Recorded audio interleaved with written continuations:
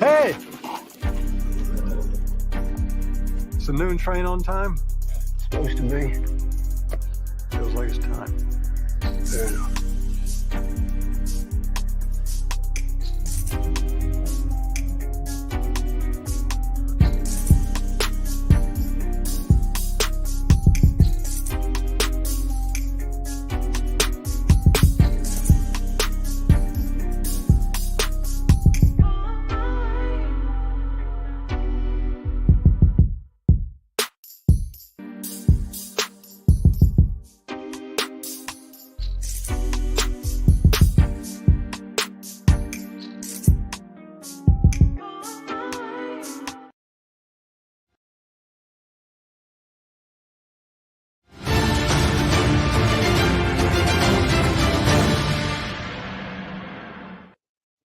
BBN Jackfruits. What's up, party people? How's everybody? I hate when I don't have this lined up, so it doesn't look like I'm looking at anything, but I'm literally looking like, how's everybody doing? I'm hoping everybody's having a beautiful day. We have a lot to discuss today. We haven't had a live in a couple of days, maybe like a week. We haven't had a live in a minute. But generally speaking, we've been in court, so that's why we haven't had it live. But when we aren't in court, I just don't know if this is something you guys want. So generally speaking, I don't necessarily do one unless I have something really to talk about. And today we have a lot to talk about. First thing I want to just lead into is we do have the situation regarding the Jam Master Jay and his trial. We're obviously going to discuss that. I want to say something real quick. So I lost our first day. I lost our day one. I lost the book that I wrote my notes down in day one, right? So I just want to explain to y'all how my notes work real quick. So I lost the book. It was out in public. It's other stuff in that book also. So I lost quite a few things. Just so we can be clear, as you can see, this book right here starts off at day 2, the first page. So I just want to explain to y'all how my notes work real quick, and then we're going to get into this. You see these little bit of notes right here? You see graphics and everything. And you see these little bit of notes right here, right? This is 2 pages of notes written down into a script. So now you see what this is, right? And you see how little notes I actually have written down. So these are 2 days of notes, 2 pages of notes, basically. And I've already been working on a script because we're going to do a thing. All right. We're going to turn this into a thing. Okay. So that's the first thing I wanted to let y'all know. For anybody that's worried or concerned, or y'all want to know what we're doing over here. I'm not, obviously, I'm not going to read from the script that I'm writing because that's for something else. But I will go over notes just so we can be clear. And so 2 people have been found guilty for the murder of Jam Master Jay. For everybody that don't know, I mean, unless you're under a rock, that is the DJ for the legendary Run DMC. I want to be clear about this. This is the DJ for the legendary Run DMC. He was well loved. I'm not saying well liked. He was well loved. Listening to this case, I think this is just one of those situations where it was a nigga that was not a street nigga. He might have been in the street. He knew niggas from the street. His friends inhabited the street, but he was not a street nigga. And this is just from what I get from the case. He was not a street nigga. And some street niggas decided that they just didn't like him.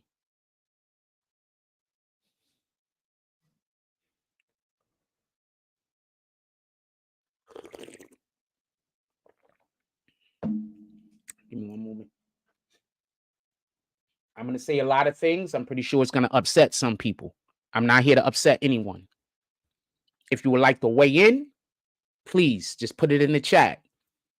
I want to allow people to come up here, even if you do not agree with what the fuck I'm saying.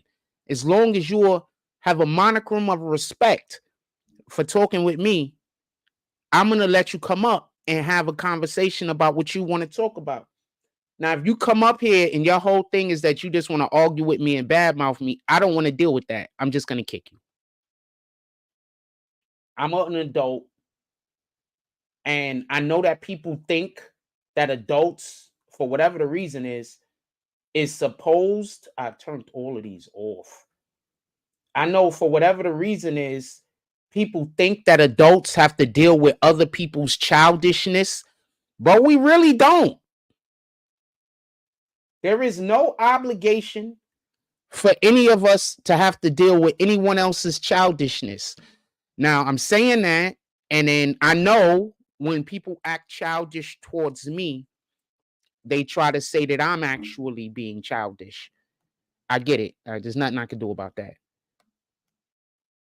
But I will give individuals the opportunity to come up here and state their opinion. And state what they want to talk about. Now, what the fuck, fam? Pardon me. Sorry. But I'm not allowing for people to use this as a platform to just say all types of insanity with nothing to back it up. So let's get to the show. Also, we want to talk about Diddy today. That Diddy shit is crazy, but we're going to do that a lot later.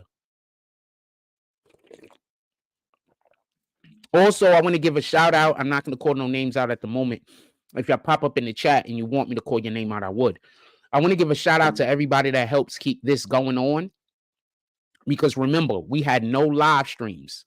So that means that there's no donations.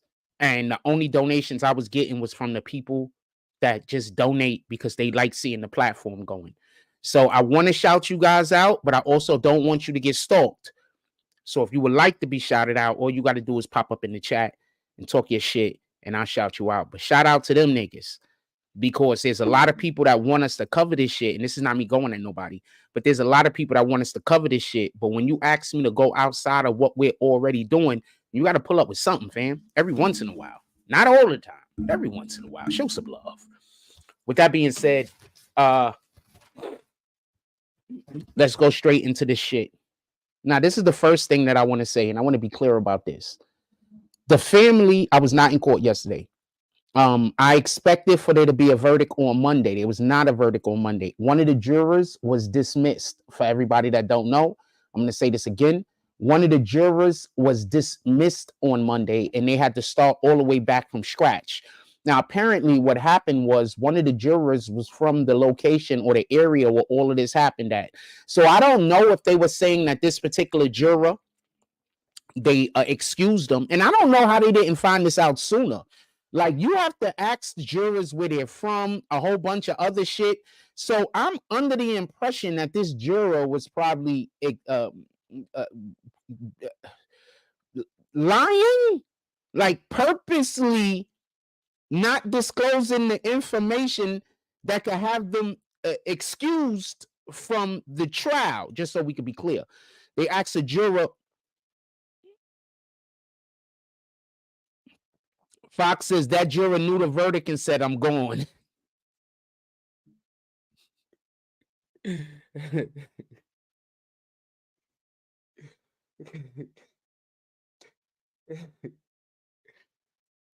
I'm laughing because the fact that they found the juror, they got the verdict the very next day, that literally lends to what Fox is saying.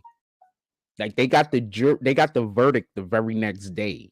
Like, so that seems like they had came to the verdict and the juror was just like, look, I don't want to be a part of this. Them niggas see my face.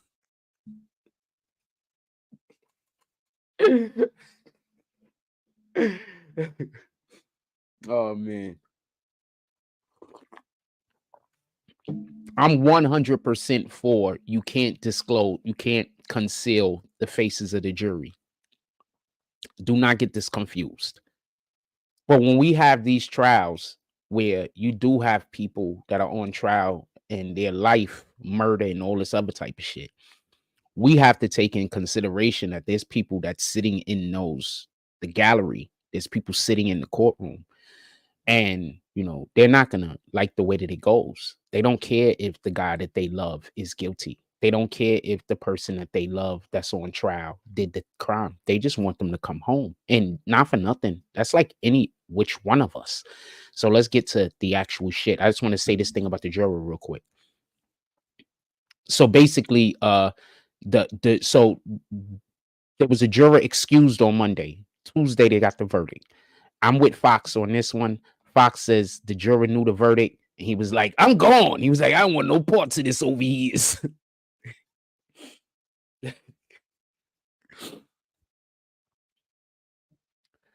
The juror said that they go to the barbershop around the corner from the scene. He was like, I don't want no parts of this over here. I know about them niggas. All right, so let's get to the show. Let's get to the show. That was funny. I want to explain something about this trial right here, why I believe that there was no other verdict that can happen. These men were basically bragging about killing Jam Master Jay, so much so that and I wish I had better court decorum, especially when I was talking to somebody and I explained that even if these dudes are innocent, they're going to be found guilty. And so I just want to take one break from this for 1 second and bring something up. The case in Memphis, the rapper in Memphis, Young Dolph. Did you hear that dude that's going to be on trial, straight drop? He asked that his trial not be held in Memphis. He said, can we move the trial? Because I don't think I can get a fair trial in Memphis. They moved the trial for him. They agreed. You cannot get a fair trial in Memphis. They agreed. So I say all that to say this.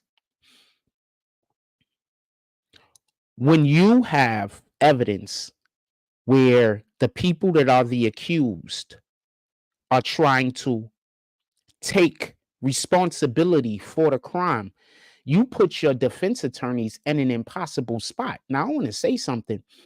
I think that the defense attorneys did the best job that they can do in this particular situation. I don't think that they could have did any better than what they did. This is me sitting in the courtroom. Now, can I criticize and micromanage? They shouldn't have did this. They shouldn't have did. Absolutely. But anybody could criticize and micromanage anything. Jordan misses shots. You could have said he should have passed that one, right? Steph Curry misses shots. You could have said he could have passed that one, right? So we can always micromanage anything. But when you have two clients that are consistently going out there in the world and taking responsibility for a crime, you put your defense attorneys in an impossible situation. I just want to explain this because I don't think them being found guilty is on the attorneys. I don't think the lawyers, it's their fault at all. Like not even a little bit. You had at least 5 people get up there with testimony saying that at least one of the accused admitted to the damn crime.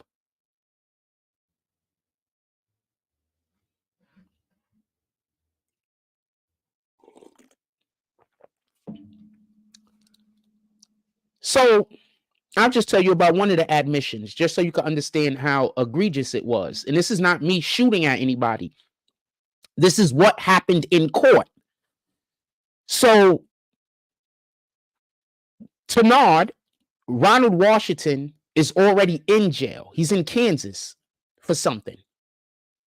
We weren't allowed to find out because that would be prejudicial to the jury. So I don't know why he was in jail. But he was in jail. It was about 2016, 2015, 2016. He's locked up. He's in jail.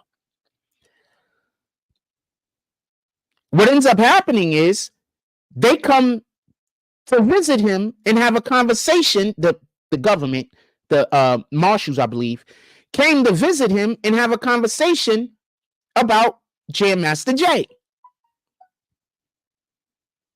This dude says, so y'all gonna go after the guy that stood in the door, but y'all not gonna go after the shooter?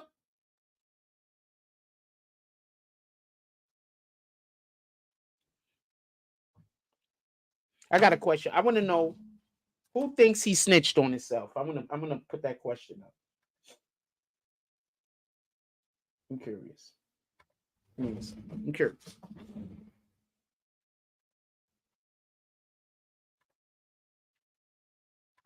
I'm curious. Do you think he snitched on himself?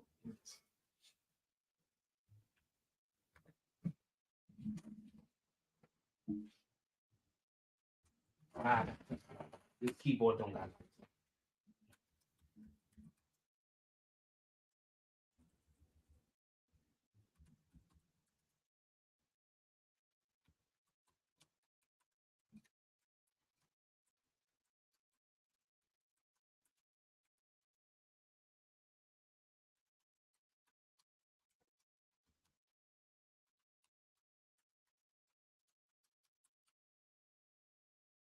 Shit, I don't got enough.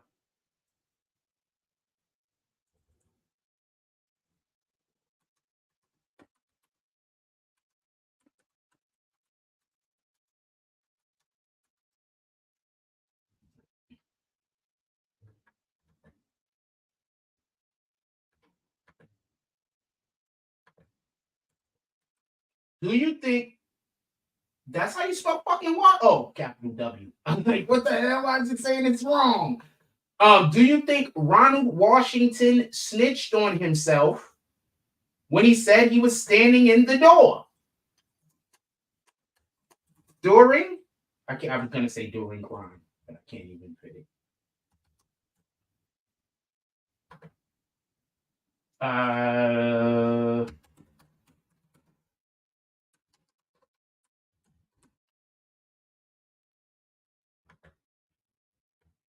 So Ronald Washington told the government, I want to be clear on this, because people love to say whenever one of these guys get in trouble, or whenever one of these guys get in trouble, go to court, get locked up, jail, all this other type of shit, people like making all of these excuses. Like, yo, it's because that person said a thing. It's because that. No, half of the time you niggas go to jail, it's because you did a thing. It don't got nothing to do with other parties. Hearsay is a thing. So somebody can't just, you know how y'all be just ruining people's lives in real life? Y'all just go around, just tell lies on people and just ruin people's lives. That don't work in court. That don't work in court. You can't just say a thing and then because you said it, now it's a fact. That doesn't work in the real world, period. So I want to be clear about something. The prosecution went up, the states at the marshals went and had an interview with this dude, federal agents. I don't know if it was the feds or the marshals. I think they had both there. They had an interview with the guy. During the interview, he said his own self, Ronald Washington. It's on paperwork. I believe they might also have it audio recorded. He said, so you're going to go after the guy that was standing at the door, but not the shooter. I want to know, do you think he snitched on himself or not? I got a poll up. I want to know what you think. Did he snitch on himself? Can you say that? And if he snitched on himself, did he also snitch on the shooter?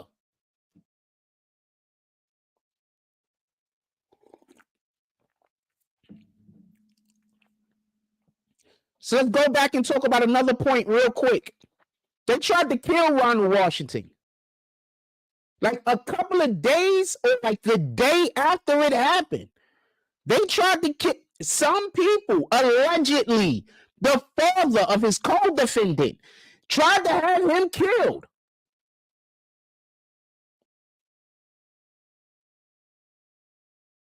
I just need to explain this for the people that don't get it. Why did they try to have him killed? The father of his co-defendant believed that he put his son up to the bullshit. I'm going to say that again. The father of Carl Jordan Jr., Carl Jordan Sr., believed that Ronald Washington put his son up to the bullshit. Now I'm going to explain to you allegedly what happened that night if we put together the different sources that spoke. Ronald Washington with this chick called Miss McDonald, Deanna, I don't know, Deanna or something, her name goes. Ronald Washington goes to the studio. He already got his gun on him, I believe. I gotta go through the notes to be sure. But he goes to the studio with homegirl. When he goes to the studio, he see that your man, Jam Master Jay, got a gun on him. He had a 38. Now, the thing that I want you to understand is he had a gun on him. The girl had said that he said that his gun was fake.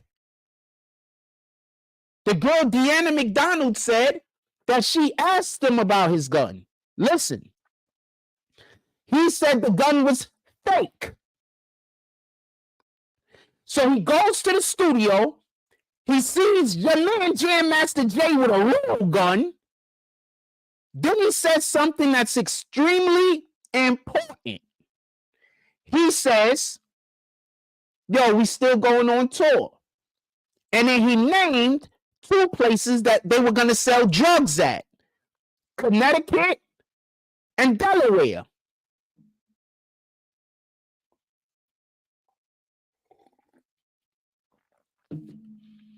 He wasn't asking him about actually going on tour. He's never went on tour with Jam Master Jay, just so we could be clear. He was asking, was they still doing the thing? Why do I think this? So, for everybody that don't know, a couple of days prior to that, Jam Master Jay, Nard, Ronald Washington, and another dude, I got to look for his name. I don't got his name offhand. They went down to D.C. to cop drugs. Then they went to Delaware to set up Tenard. They couldn't set Tenard up because the dude that was running Delaware, Yakim, said he ain't good over here. If I see him, I'm going to kill him myself. That's what he said. So Tenard, Ronald Washington, was sitting back to New York with Homeboy, while Jam Master Jay stayed in Delaware. So when he pulled up on Jam Master Jay and they was in the studio, he didn't know if Jam Master Jay had to work on him. He didn't know what the situation was. All he knew was he was going to get some work in Baltimore, and now he's not. How do he know he's not? Because when he asked Jam Master Jay about it, Jam Master Jay changed the subject and sent the nigga to the store for food.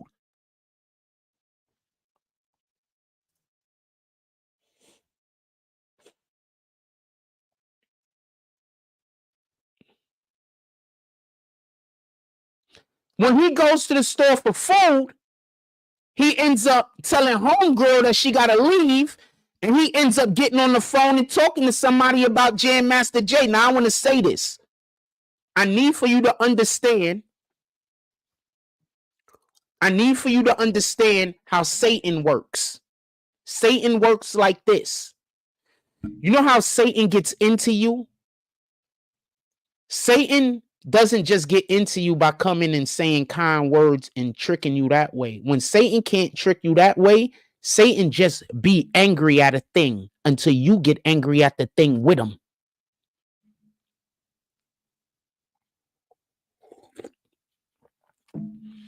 So whenever you see somebody just angry at a person for no reason, that's probably Satan at work. They're going to give you a reason. The reason they're going to give you is probably going to be some small little tiny thing that don't mean anything, because they can't tell you the real reason. The real reason is probably jealousy. The real reason don't have shit to do with that person doing anything wrong to them.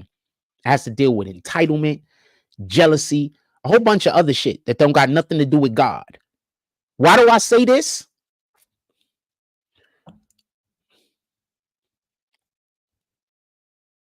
I'm going to branch over and explain something real quick. So later on, after Jam Master Jay is actually gone, there is a cab driver that was on the stand. And basically what he said is, from what he heard, this is what he said. He said, if Jam Master Jay was still alive, I'd kill him again.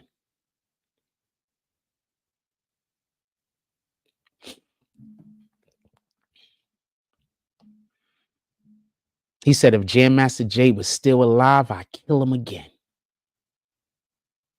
Why? I'm going to tell you from people that I know, Jam Master Jay was a good dude. Like, he was really a good dude. We all fuck up. We all got the things about us that we trying out here.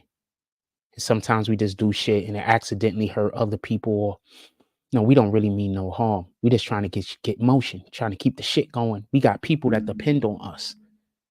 That's the type of situation Jam Master Jay was in. He wasn't a bad guy at all. Like, I'm just so fortunate. I'm just so fortunate.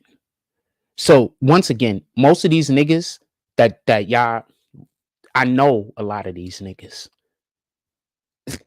I know a lot of them. Like, I know them.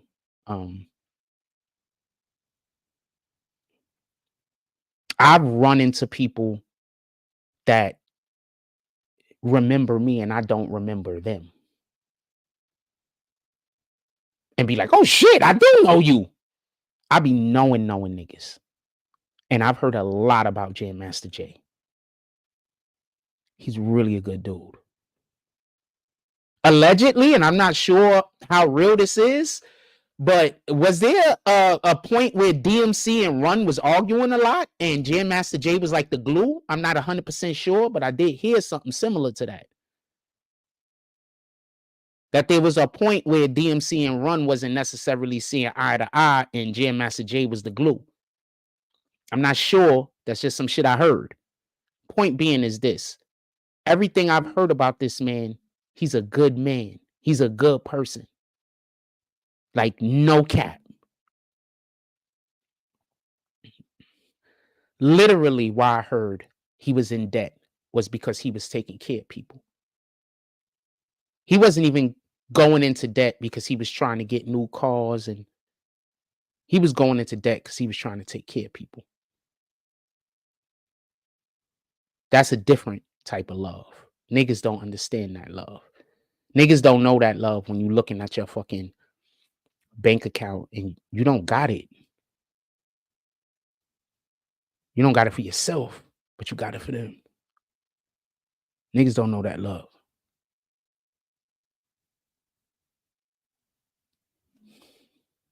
I need a second.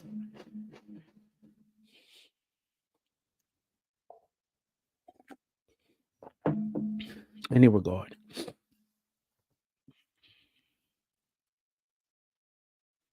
I want to go on something Fox is saying right here real quick. So Fox said he thought it was at his sister's house where he was staying.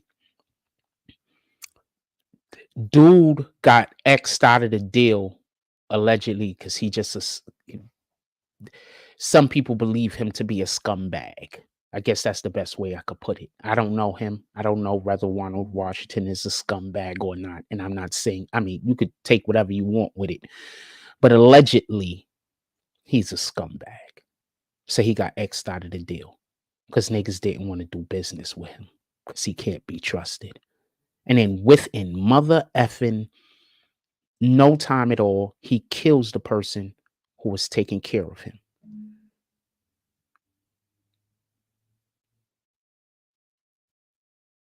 How you let a nigga sleep on your couch and they plotting on you?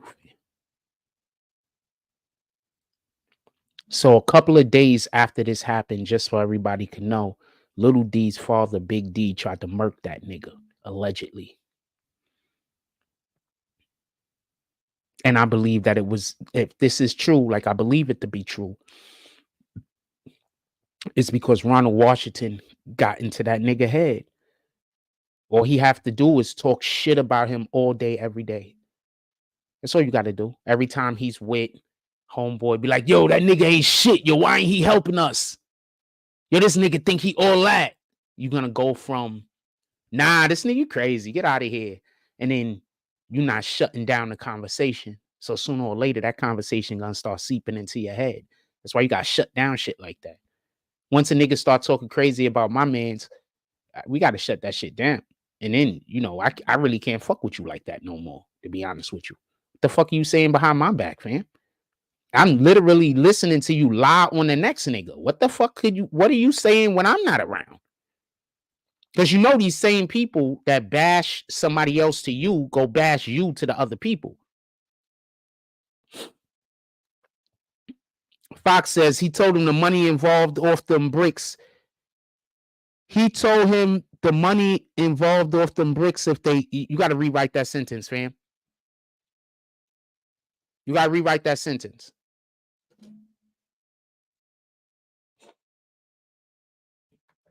So I just want to be clear about this. As far as from what I heard in court, even though your man was a part of the deal, he might also have been a victim, fam. Even though he went and he was the one that they're saying that got convicted of putting the bullet in Jam Master Jay, he's also a victim, fam. He was 18, 19 years old. And this older male that he looked up to pulled up on him, told him some bullshit, and so he did some bullshit. He was also a victim, fam. This is why that whole not snitching on niggas is crazy. Nigga convinced you to do a crime where you basically, he could try to wiggle his way out of it. You know, I was just standing at the door. I didn't shoot him. Isn't that what he told the motherfucking police? That is what he told the police, right? You gonna go after the nigga that was standing at the door and not the shooter? You don't think that was him letting the police know he's ready? I will talk with you. What you got? What you putting on the table? Y'all better stop thinking that these niggas that's locked up in jail ain't waiting for the police to come ask them about a cold case. They waiting. Come ask them about a cold case. You know what? I could knock some time off of this fucking shit I'm doing. Fox says Tanar told him how much money was involved, and if they killed JMJ, that he lived with his sister where Tanar thought the bricks would be. Fam. That nigga also a victim. I ain't gonna lie to you. I'm gonna say something, and this shit, I don't care who mad at me when I say this. I'm gonna make people mad when I say this. I'm sitting in court. I feel bad for that nigga. Not Ronald Washington. I'm sitting in court and I'm feeling bad for Carl Jordan Jr.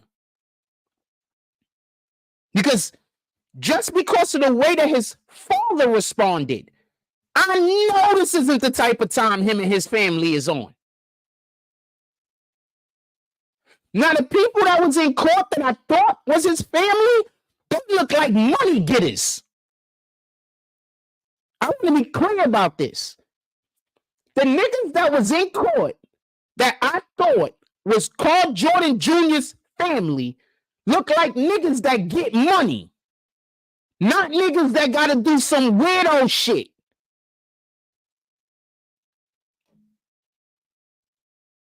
I'm not trying to defend nobody, fam. I'm just telling you what I saw.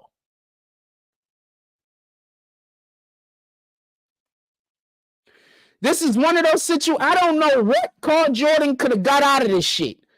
But this is one of those situations where that nigga should have probably talked to the police, fam. What this say?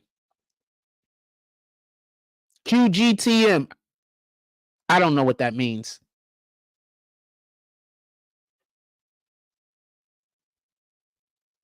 I don't know. Is that a typo or some shit?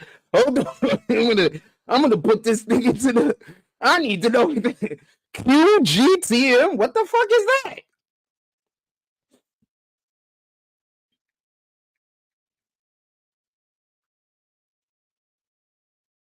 Y'all be teaching me stuff, fam. Queens get the money. There you go. Yeah, Queens. Fam, they look like money getters, fam. The people that showed up for Carl Jordan Jr. look like money getters, fam. I'm in court every day. These niggas is coming to court. Some of them needed to hit the iron, but they come into court dressed nice, looking respectable, knowing how to handle themselves. They not looking like niggas that raise fucking idiots. They're not looking like niggas that raise jealous niggas. That's the best way I could put it. They don't look like they raise jealousy. They don't look like they raise niggas that's hating on another nigga for having it. They just look like they look more like business owners than anything else. I'm just keeping it a stat. They look like business owners, man.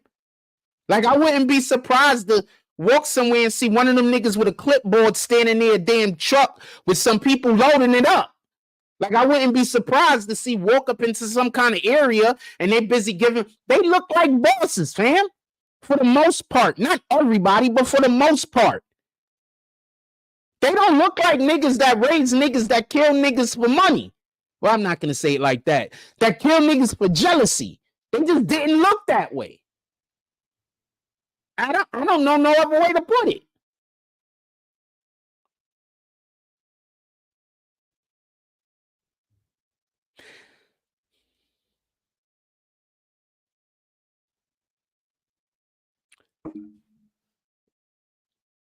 They did not match Ronald Washington. Now, I'm not talking about everyone that showed up. I'm talking about the people that showed up that you can obviously tell are there with Little D.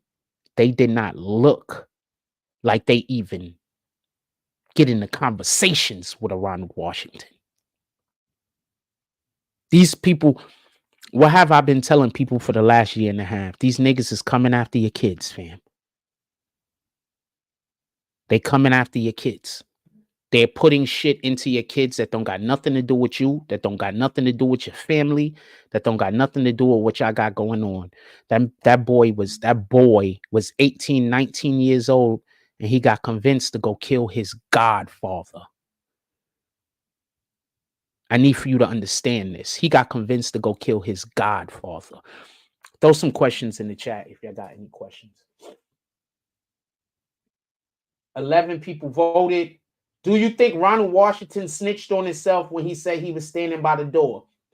For everybody that don't know, for the people that just got in here, I'll explain the question real quick. Ronald Washington got visited by some agents when he was in Kansas prison. I've got the prison written down everywhere, but I don't know it offhand. He got visited by some agents when he was in the Kansas prison.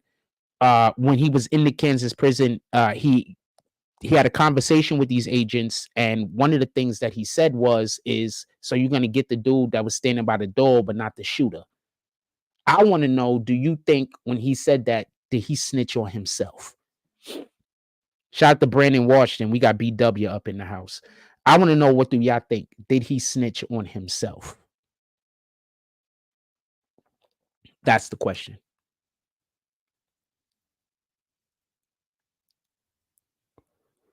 I don't think, and just so we could be clear, I don't think that there's anything else that could have happened except for a guilty verdict. They had about 4 or 5 people that came up there and said Ronald Washington admitted to it. And then they had another person that came up there and said that Carl Jordan Jr. admitted to it twice. So even if you throw out the cab driver that said that Carl Jordan Jr. admitted to it, you had Ronald Washington admitting to it like 4 or 5 times. And at least one of those times, it was the government agents. There was no way that they was going to beat this.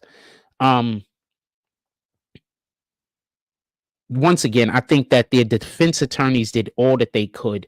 They had this one particular day. I've been writing out a script for all of this shit for everybody that don't know, for everybody that just got in here.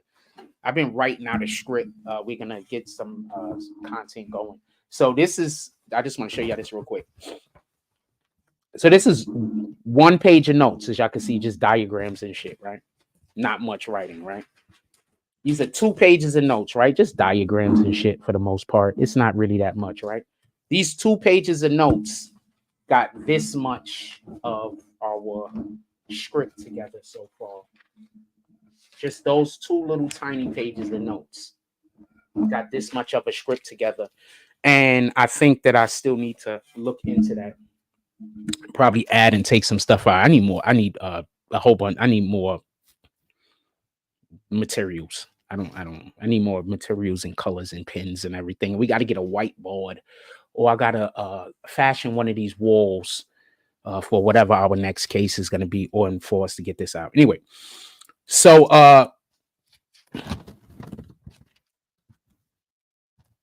I'm going to snatch up one of our books for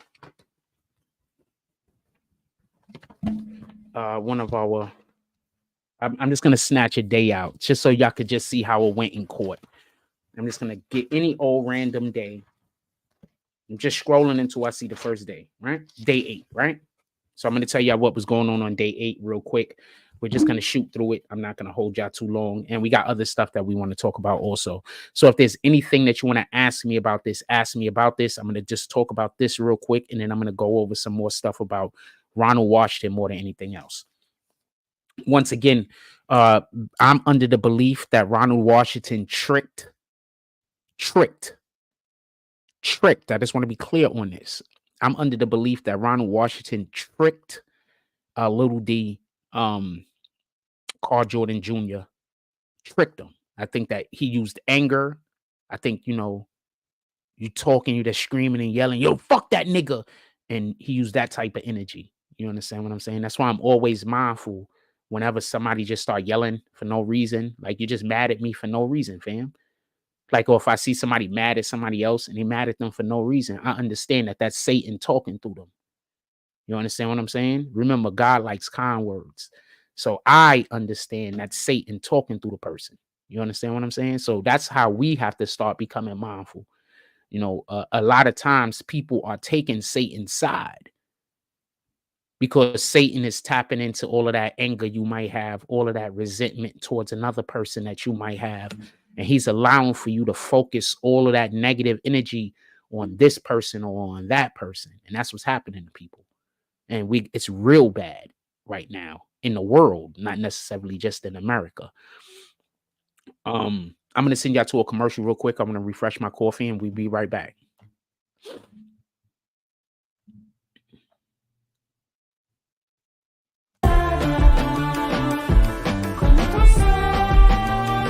Yeah. 1 2 1 2 1 2 1 2. Yo.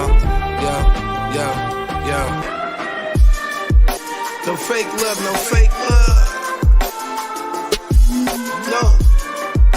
No fake love, no fake love. No fake love, no fake love.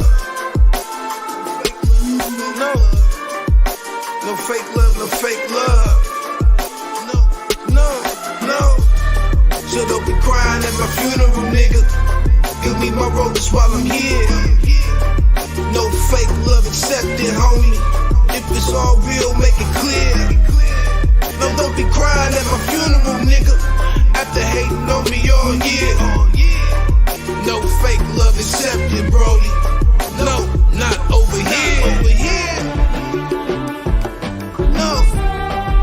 No fake love, no fake love. No fake love, no fake love. Real, recognize real, so many fakes and phonies amongst family members, lovers, and homies. They be right by your side for the ride when you're up. Soon as you slip, you end up lonely.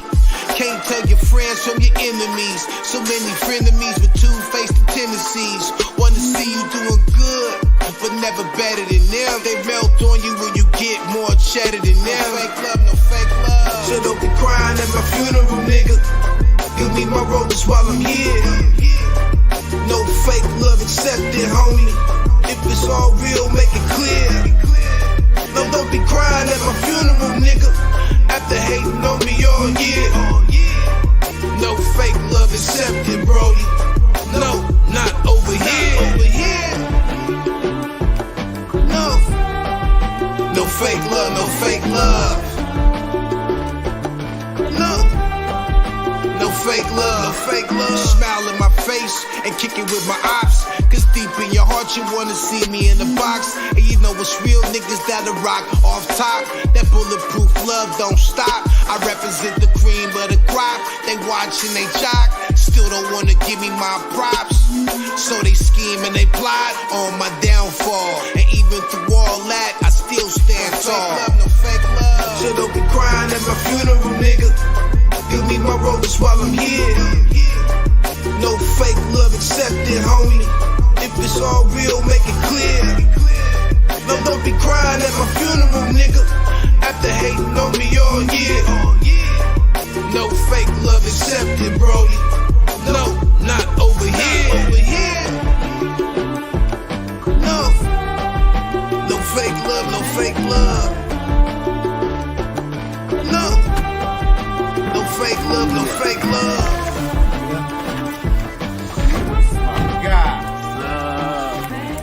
I got him. Man, it's love. It's all love. Yeah. You got that fun? It's love.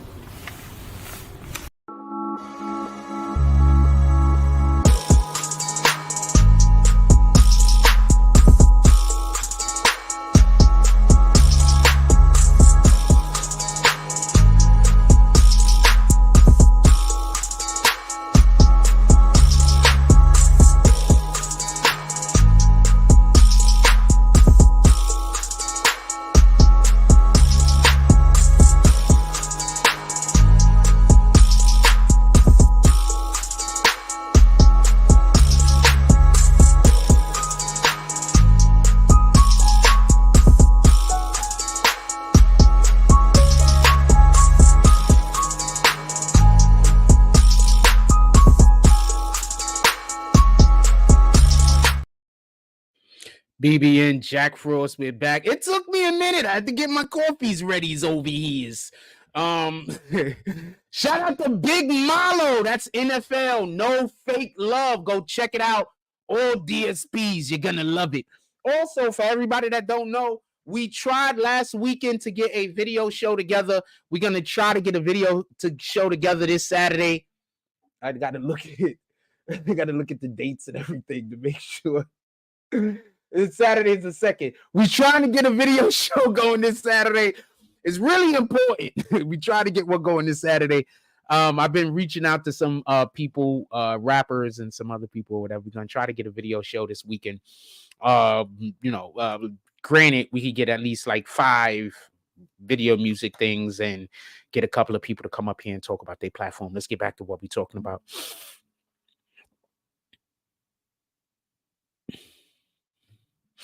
Let's get back to what we're talking about. I want to be clear about this. Just so we can get back to what I was trying to explain before. From everything that I heard in court, Carl Jordan Jr. was more of a puppet than anything else. He had no skin in this game. A whole nother nigga felt the way and then convinced Carl Jordan Jr. to throw his life away. And that's what happened. That's my opinion. I could be wrong. A whole nother nigga had an issue. A whole nother nigga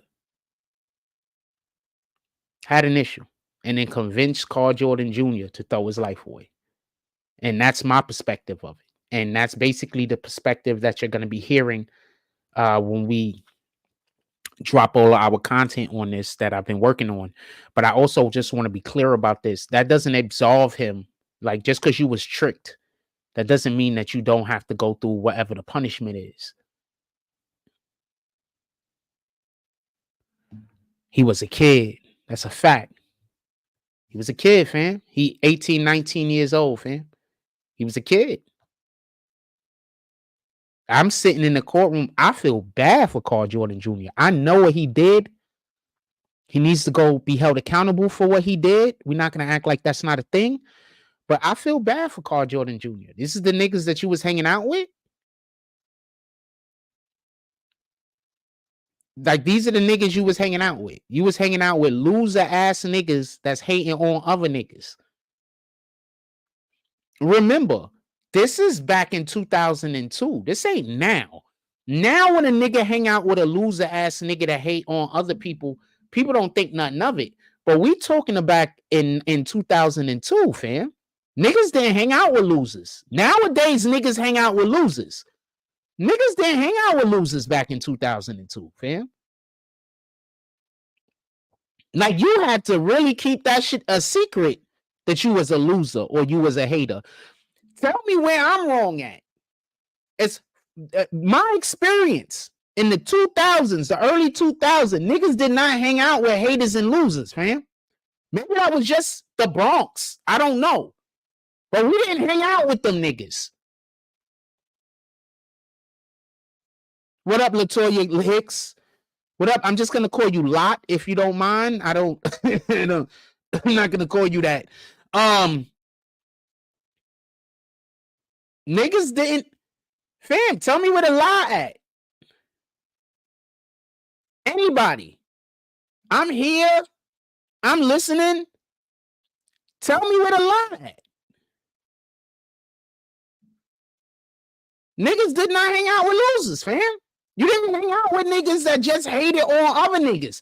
Everybody knew who them niggas was. Nobody hung out with them. Nobody was, them dudes had to hang out with themselves.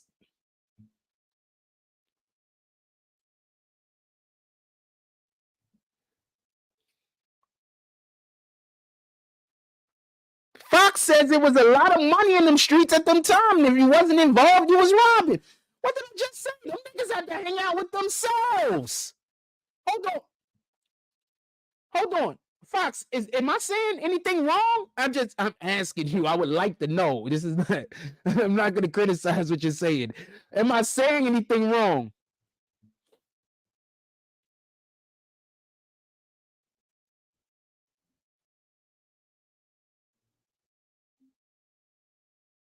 So I just want to be clear on this. Locke came in here and said that J Master J was a loser drug dealer.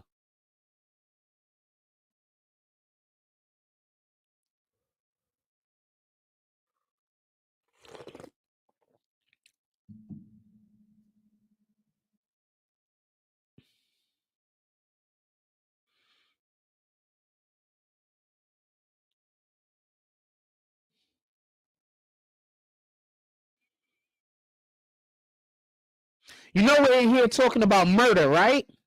So you don't think the people who murder are losers, but you do think drug dealers are losers.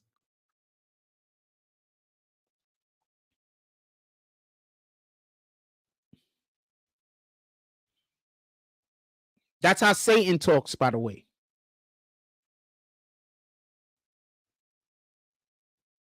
Okay. Because we're talking about the murder, by the way. We get you, though. You all for murder, but you better not be dealing no drugs. I get you. It makes sense. Anyway. In 2002, you still had people who would kill your moms if y'all was beefing. Facts. I keep trying to explain this. This shit is different, fam. Like, it's just different. Yeah, Jam Master Jay wasn't selling any drugs in New York City. So you're just lying at this point. If you say another lie, I'm just going to kick you. You are willing to join the conversation, but if you're just in here to say lies, I don't want to deal with it. But you're more than willing to join the conversation. But if you're just in here to lie, I don't want to deal with it. Okay.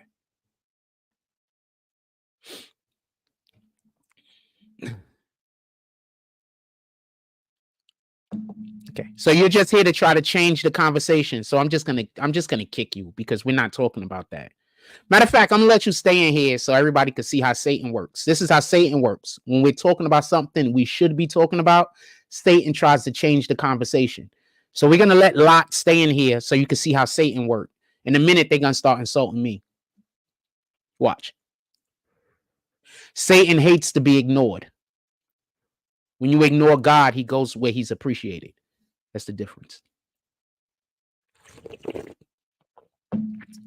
Notice that I just go where I'm appreciated. Anybody else ever notice that? If you appreciate me, I go there. But if you don't appreciate me, then I just don't go there. Let's get back to it.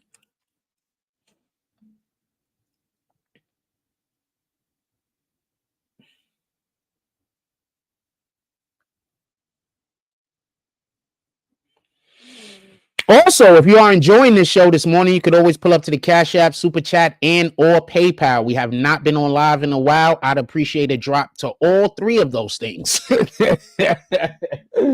I would appreciate a drop to all three of those things. Anyway, so just so we could be clear, Jam Master Jay put his freedom on the line by trying to go and get some drugs together that he knows nothing about, because he's not a drug dealer. So Jam Master Jay knows nothing about dealing drugs. Nothing. So he literally put his freedom and his life on the line in order to make it so that that dude Tenard and others would be able to benefit from him selling drugs, and then Tenard kills him. And we got a person in here that want to talk about the drug dealing, but not the fact that a person got murdered. Niggas don't care about nothing anymore. All they care about is their own shit. Niggas don't care about, people do not care about other people. We literally got a person in here that don't care that the nigga got killed. They talking about the drugs that was never sold because they, you know, he never got them. And just so we could be clear, he never sold any actual drugs. He just tried, as far as we can tell. Well, he did sell some drugs. Let me take that back. Tenard was so grimy, he couldn't even get money with people he grew up with, meaning that he probably burned all of his bridges and couldn't swim.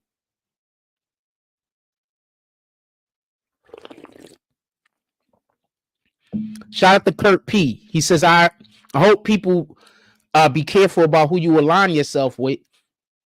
First of all, stop aligning yourself with people that walk around just being angry at other niggas. That's like the easiest way that God is showing you that those people got Satan in them.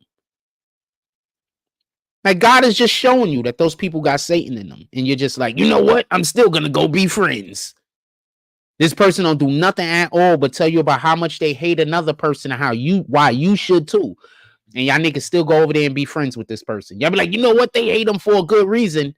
The reason's a whole lie. The whole reason is a lie. The whole reason why you hating on that other nigga's a whole lie. So now, this individual got you doing Satan's work with them. This individual got you doing Satan's work with them, because that whole thing that you just brought up, that whole thing that you just said, why they should hate that nigga, is a whole lie. So now you busy doing evil to a nigga because of a whole lie. You know, what do you do when you find out that the nigga lied to you about the other nigga? Now you done did evil to this person 4, 5, 6 years ago. What do you do?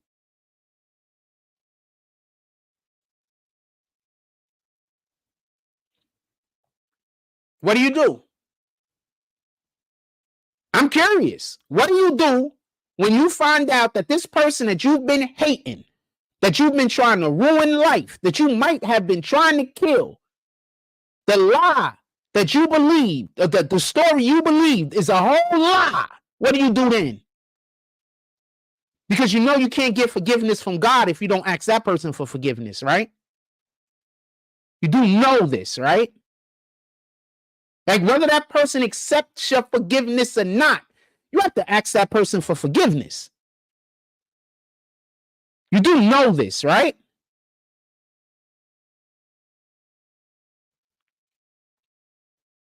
That's part of the reason why when people do me dirty, I just don't ever want to talk to you again.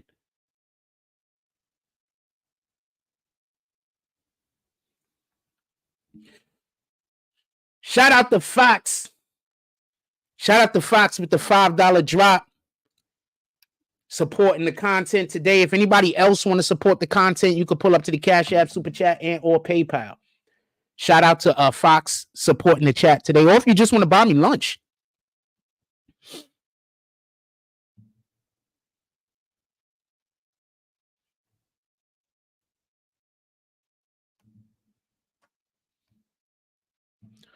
Shout out to Francis Mark. Once again, I wait to put people's titles up there because people come here to try to talk nice and then they start doing weirdo shit. So I wait to put people up there if I don't really know you, or you just got to really do a good comment.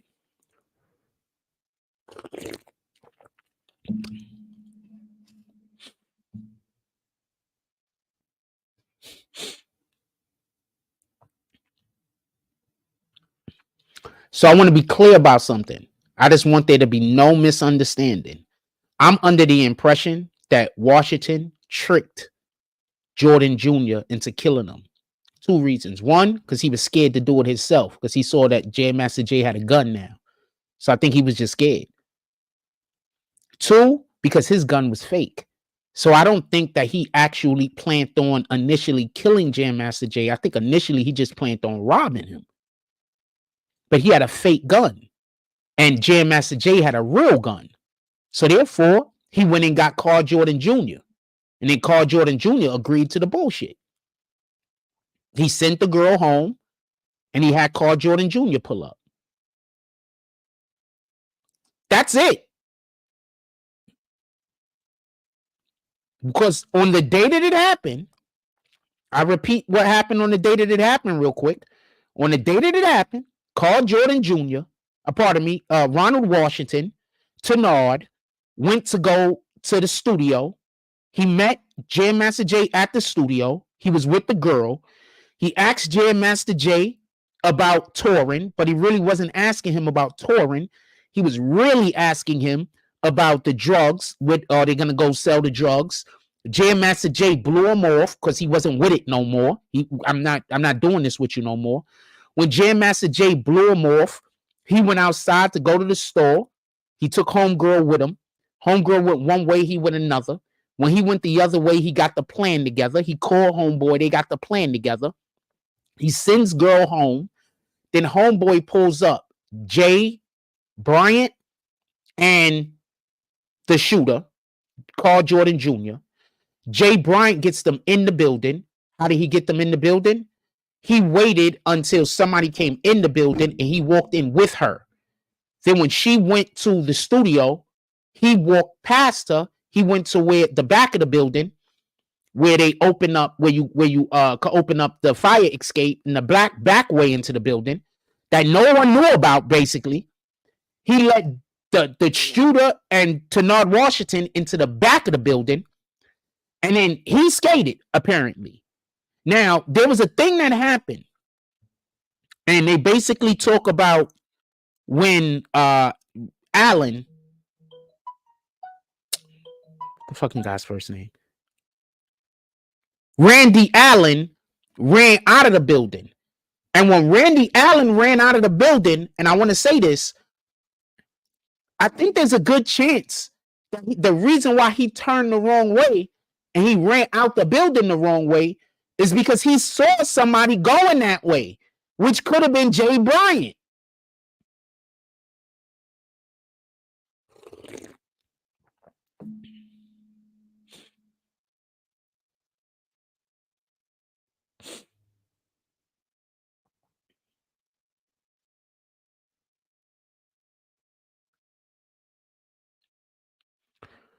So basically, your man Ronald Washington got everybody put in jail and got Jam Master Jay killed because he couldn't do shit because he did exactly what Fox said he did. He burned so many bridges and now he couldn't swim. I'm going to tell you something I do when I don't think things is going to work out. So I got people who I deal with who fuck with me and they in the industry. And they always asking me to come out and do shit with them. And sometimes I don't go. But I don't go not because I don't fuck with them. I don't go because at that moment, I don't think that I can do the thing that they need me to do. And I'm not going to just go take up space.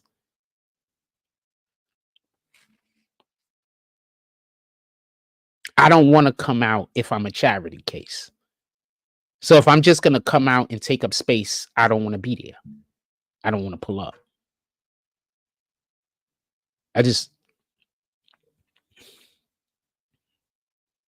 Shout out to the people that still invite me to events. All right. Shout out to the people that still invite me to events. When we get right over here, I'm pulling up to everything. Just so we can be clear. Shout out to the people that still invite me to events.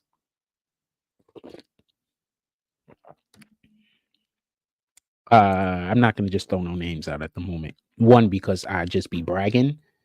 And two, if I say a couple of names, y'all probably wouldn't believe me anyway, so it don't matter. Shout out to the people who keep inviting me to events. We almost there. All right. We almost there. All right. When I could be Frost and I could come out and I could look like Frost and feel like Frost, we're going to pull up to every event. Just so we can be clear. All right. But we're not coming out in order to be a charity case. So I say all that to say this.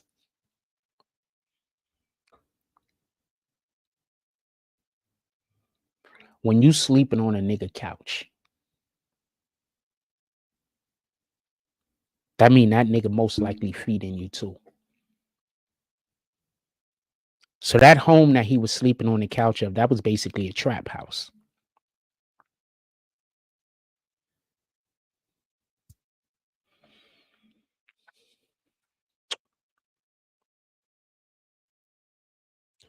If you go over something that Fox said a little bit earlier, I'm going to put this up there for y'all.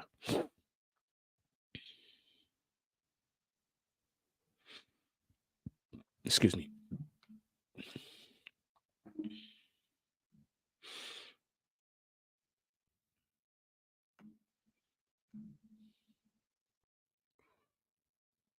Hold on. They thought the bricks, they thought the drugs was at Jam Master Jay's house. So I just want to explain to y'all how following idiots get you fucked up. So dude had homeboy kill me at Jam Master Jay. He didn't know where the drugs was. He didn't know where the money was. They got nothing out of it. They just killed Jam Master Jay.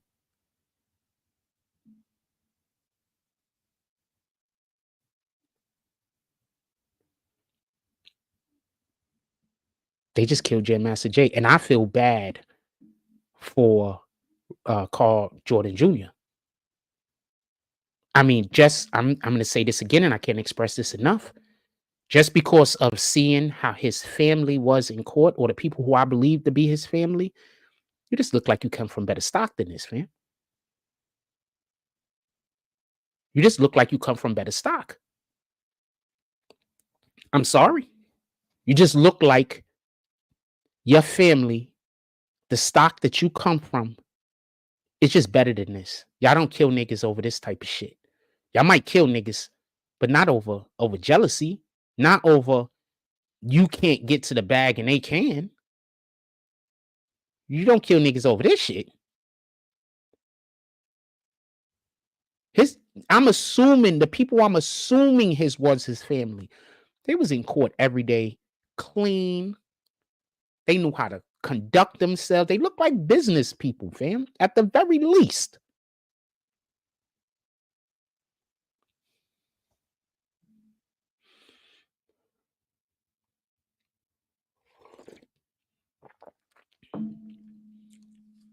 Stop letting your kids be around these older niggas that done spent all of this time in jail, all of this time in prison.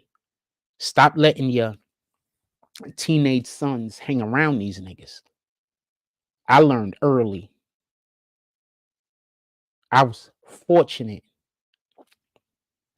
My OGs that I had from the 80s, well, they was still around me in the 90s. So I was fortunate. I was extremely fortunate. A lot of these niggas ain't fortunate like that. I was fortunate. Shout out to Concourse Village. All right?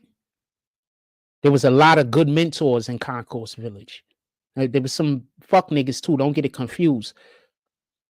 But there was a lot of good mentors in Concourse Village. Shout out to 840. There was some good mentors in 840. Shout out to Gerard and Walton. There was some good mentors down on Gerard and Walton. Shout out to 161st Street and Park Avenue. They had some good mentors over there. They had some fuck niggas over on all of these places. Let's not be confused. Shout out to Cortland Ave. Had some good mentors over there. Had some fuck niggas in all of these places too. Don't get that confused. But had some good niggas over there. Some good mentors.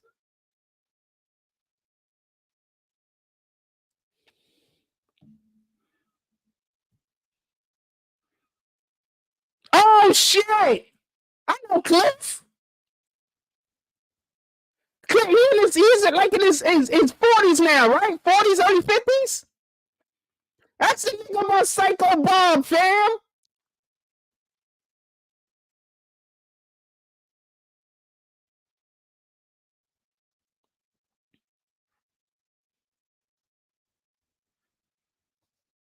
That's the nigga about Psycho Bob, fam.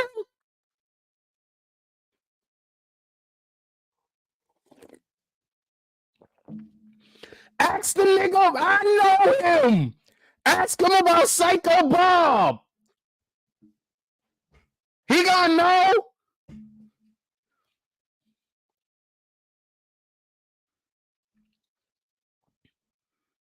Ask him about Psycho Bob from the West Side. He gonna know 790, nigga.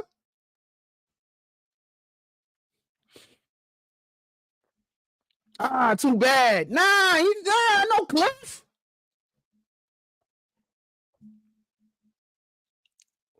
There's not many niggas named Cliff, fam.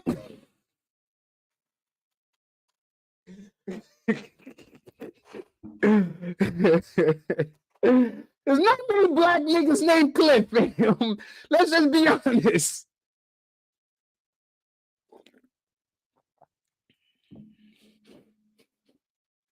Give me 1 second. I gotta blow my nose and shit.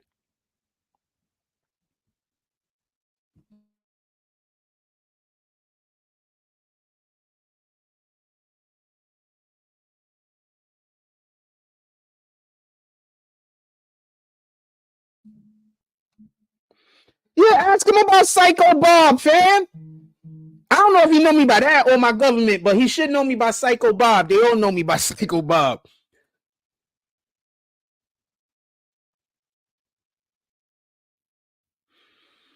Why your name start with a C, E, but we got a C over there? That's crazy. Oh, I don't want to put that up there.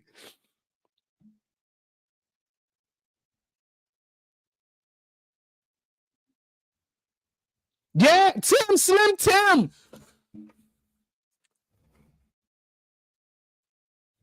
I tell a story all the time about the day that Mandel got shot. When we went to the fucking, I'm gonna tell you a Slim Tim story right now. Slim Tim was that nigga.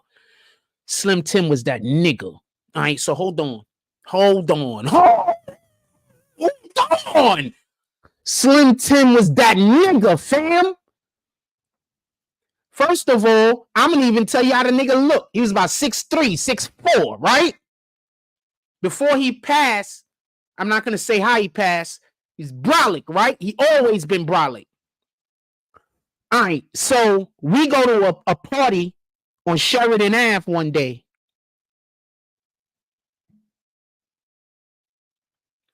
We go to a party. Oh, you knew him from back then. Salute. We go, so you know.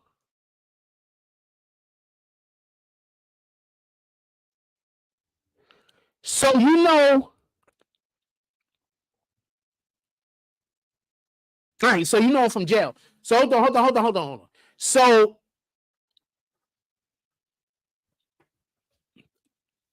we go to a house party. And y'all don't understand how popular we was in our neighborhood. Like, we was the niggas, fam. Like, there was other niggas that was the niggas too. Don't get this confused, but we was the niggas, fam. So we walk, and I'm about to tell you how far this is, Fox, and you tell me, because you might know the area a little bit something. We walked from 158th and Concourse Village West to about 167th and Sheridan. And it was about 6 or 7 of us when we first started. And by the time we got there, it was about 30 or 40 of us. Because as we walked, niggas was just seeing us like, yo, what's up? What's popping? What y'all doing?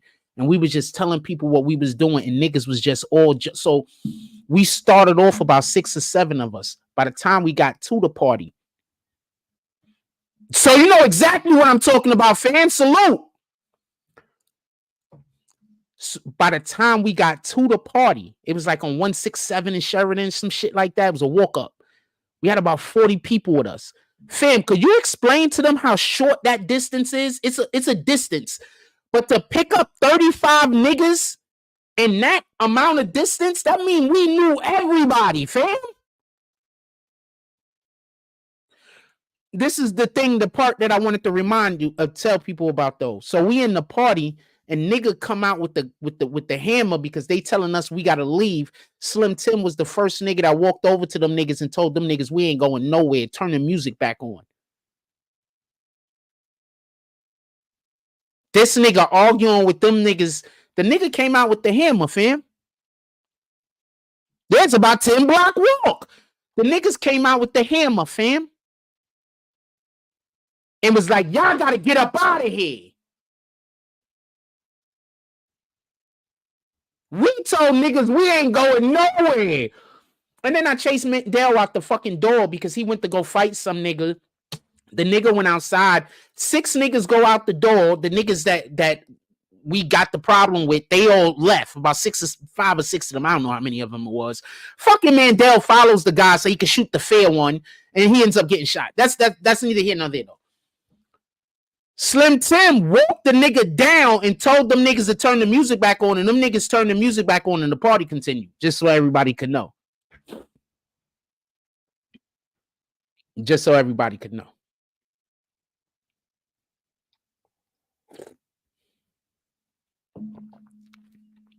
Slim Tim was a real one, fam. A real one. Shout out to Slim.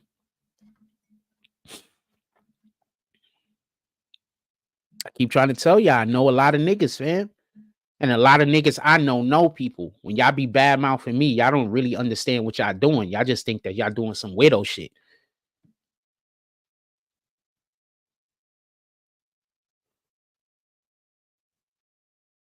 Yeah, it probably was.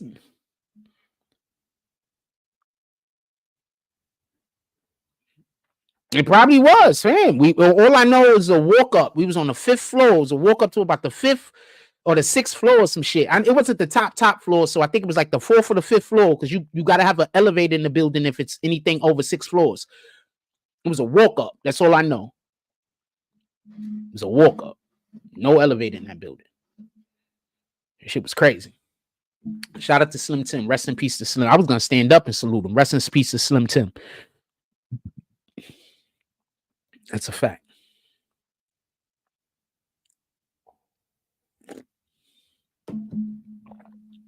A real one, fam. A real one. Yeah. A lot of the niggas I grew up. This is why I don't just want to say something. The reason why I don't deal with a lot of people now is because I grew up with niggas like that, fam. Like I grew up with solid niggas, fam. I didn't grow up with these weirdo ass niggas out here nowadays. Most of y'all act like women. Y'all just don't know y'all act like women because all of y'all act like women. You understand? I didn't grow up with any of this shit. I'm just keeping it a stack. Most of y'all act like women, fam. Y'all just don't know y'all act like women.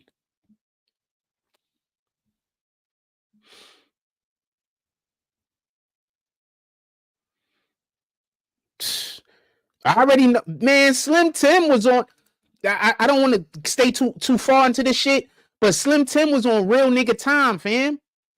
The way Slim Tim was rolling with y'all is the way we was out here. You understand? Like we was on that type of time. Like you understand? Like we was on that type of time, fam. Slim used to run with my man Slick Murder. Slick Murder and Slim was like this. They was like this, fam.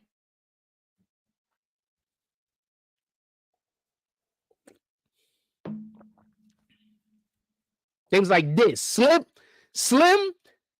a Slim Tim, Slick Murder, and Al Dogs, Just a Minute's Jam. They were like this.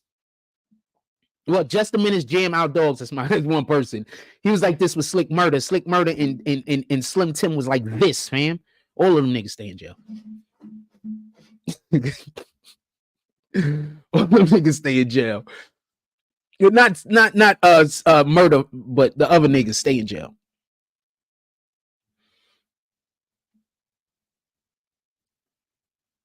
Dude, we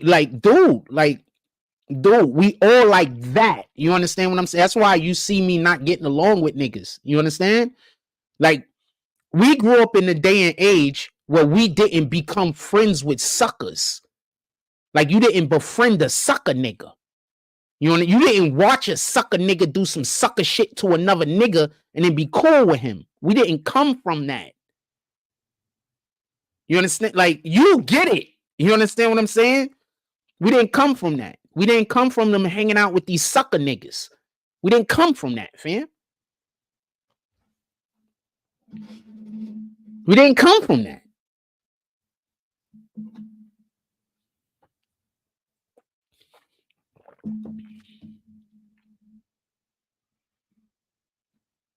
Yeah, your loyalty was, we didn't come from that, fam.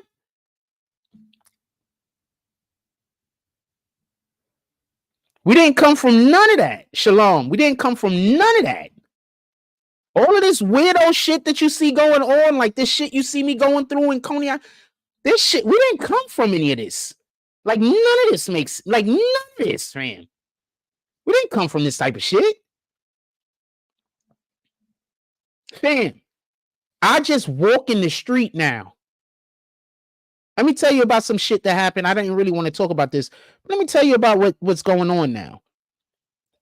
I have people that's just trying to walk close enough to me so they could call the cops and say that I harassed them. So I got to walk in the street now. So when I'm walking and I see people, I just walk in the street. Because I can't even walk close enough to a person. Because if I walk inside a talking range, they're going to go tell the police that I did something to them. And I'm not doing nothing. I'm just going to the store.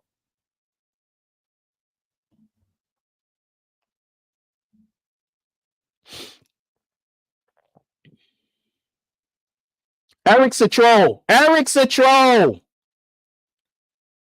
Eric's a troll. Don't pay no attention to him. Don't kill yourself over that guy. He's a troll. Don't kill yourself over that guy. You know what I mean? Respond to him if you want. But he's a troll. I ignored him, so now he's talking to you. He's a troll. Whenever you see me ignore a troll, they try to talk to whoever I'm talking to. Then they're going to try to get you to try to switch the conversation up in whatever way they was trying to get me to switch the conversation up. You get it? He a troll, fam. He doesn't really want to talk to you. He just wants to try to figure out a way to get me to talk about whatever he's talking about. That's it. He's about to ask you questions in a minute. Watch. Or you're gonna have to leave and come back with another account and they gotta start back from scratch. Let's look at this poll real quick. I want to put up a different poll also. Let's look at this poll.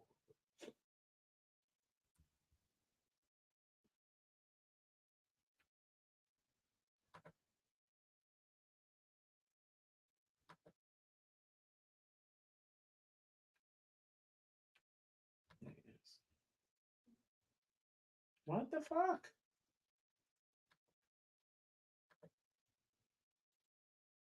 What up, Tada?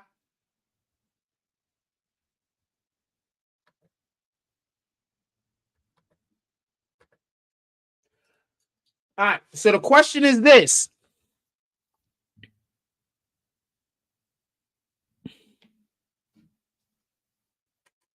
Do you think Ronald Washington snitched on himself when he said he was standing in the door? So I'm going to give you full context for the people that don't have complete context. Ronald Washington was at a prison in Kansas. He gets interviewed by some agents. Some agents come to interview him. During the interview, they're asking him about the situation revolving around the death of Jam Master Jay.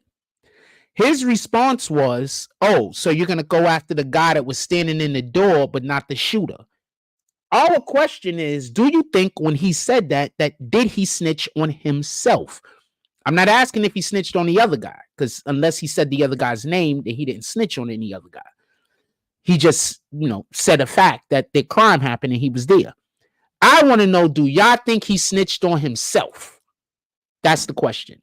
Do you think he snitched on himself by basically admitting that he was there and that he was standing in the doorway when all of this happened, but also he was not one of the victims?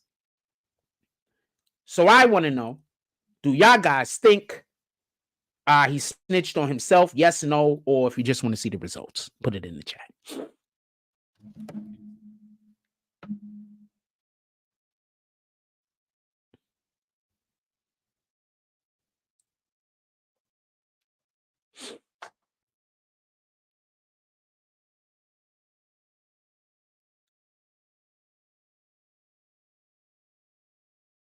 I do have Jam Master Jay's cousin's info. I might call them I would like to interview them, but I'm trying to put together a rap show. So basically, I'm trying to interview a couple of people that I met that are Jam Master Jay's people, but I'm trying to get a rap show together. We're going to try to do that this weekend. I don't know if we're going to be able to. This is not me promising anything. This is me saying I would like to do that. I don't know how possible it is. I don't know if I'm going to have the resources. I don't know if I'm going to have whatever. I don't know. So this is not me saying that I'm going to do it.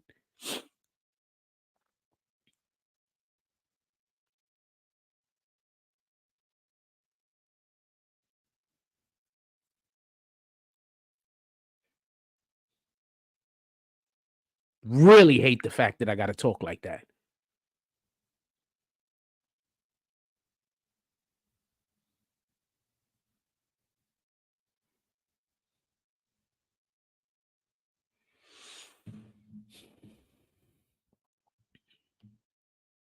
Sounds like a Keith D situation.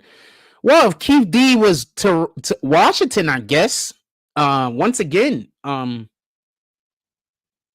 Washington is not the one who they are saying actually fired the shot that killed Jam Master Jay. Not the one that they're saying killed Jam Master Jay. They're saying that it was Carl Jordan Jr. And apparently he said that he would also do it again if given the opportunity. I don't even understand why he's mad at Jam Master Jay. The thing is, he's not. Tenard is mad at Jam Master Jay. Ronald Washington is mad at Jam Master Jay.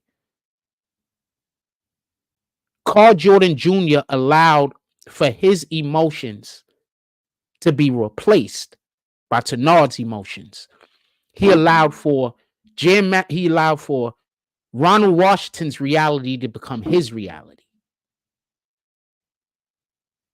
That's all that happened. He allowed Ronald Washington's reality to become his reality because they weren't the same realities. Carl Jordan Jr. had a place to stay. His father made sure of that. I'm going to assume that he was eating. I'm going to assume no matter how hard it was, they had their own thing over there. Ronald Washington did not. Ronald Washington was sleeping on the couch of a trap house, basically. If you don't know niggas that sleep on the couch of trap houses, there's two type of niggas. The niggas that's going to be there a short period of time because they getting a hustle on and they just need a little bit of they just needed a place to rest they had for a couple of weeks or a month, maybe 2 months. They just needed a place to rest they had, get and then there's the other nigga. They don't know how they're going to do anything because in reality, they're just a follower, but they don't want to be a follower. They want to be a boss. But they're a follower. But somewhere, someone in their world, in their life, for whatever the reason is, they were convinced that they are a boss. They were convinced that they should be in charge. And that's how come you have people out there killing people that should not be getting killed.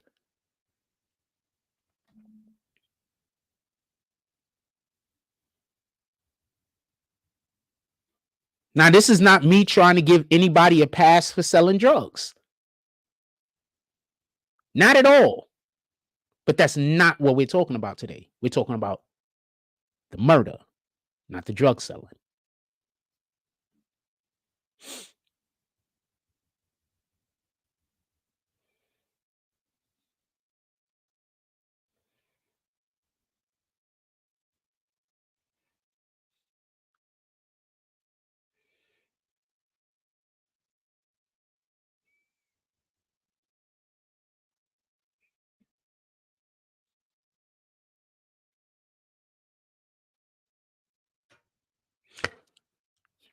I just want to say some random thing that don't got nothing to do with what we're talking about.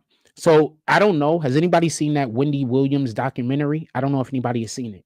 So apparently now the producers are regretting that they filmed it and that they're posting it because they claim that they're now learning about the dementia or the diagnosis that this woman has dementia. And I saw clips of it. And I mean, after seeing some of those clips, I would assume that you would immediately, like, what else could y'all have been videoing her for? Except for the fact that she has a problem and she needs help. Like, what else could... So, that's cat.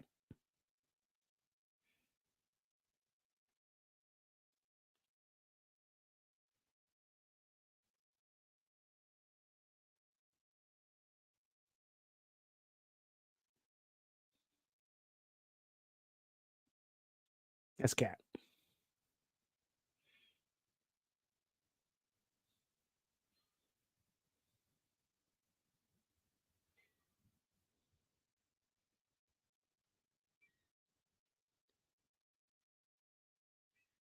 That's cat.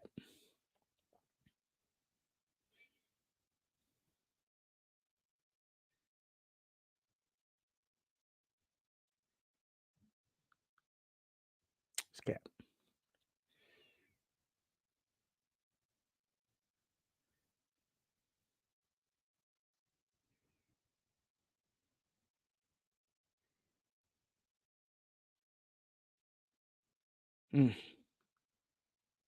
Sorry, hold on.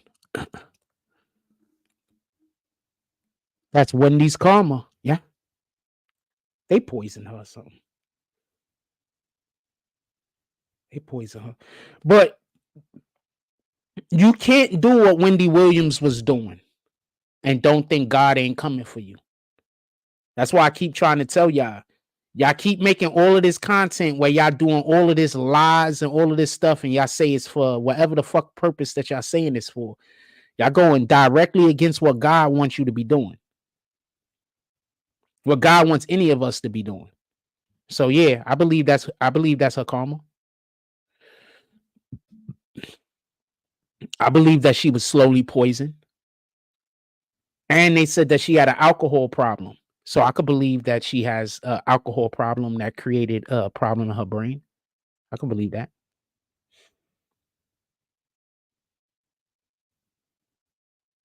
Think about it like this. Whenever you're getting drunk, you're basically like giving yourself a concussion. So imagine a person just getting drunk every day. So every day you're just basically giving yourself concussion. Every day. Never giving your brain the opportunity to heal. They now are saying that your brain actually can regrow cells. Not for nothing. Stuff like blueberries help it.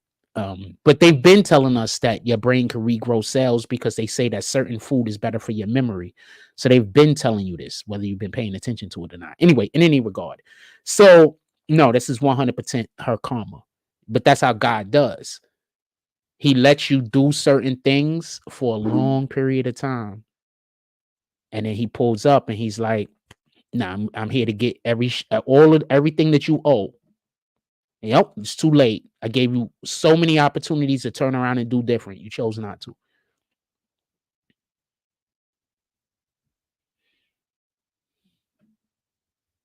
I gave you so many opportunities. I showed you that you. Okay, Jamal Fareed. Shout out to Jamal Fareed. Yeah, let's support the channel. Jamal Fareed, you gonna pull up today? Not trying to be a dick. Y'all know how I feel about people saying drop donations and stuff when they don't do it ever. And I'm not saying you never do it, but I'm saying today will be a good day. You want to pull up today?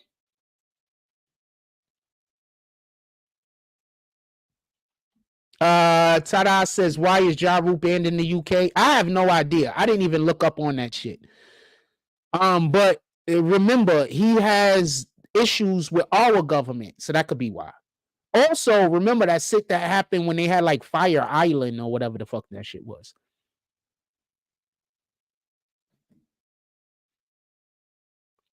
See, I think that you with them niggas. I'm just kicking you. There you go, boom. I just think he's with the other niggas, right? Because he always comes in here and tries to remind me of shit that we don't want to talk about. So I just think he with them niggas. Anyway, I kicked him.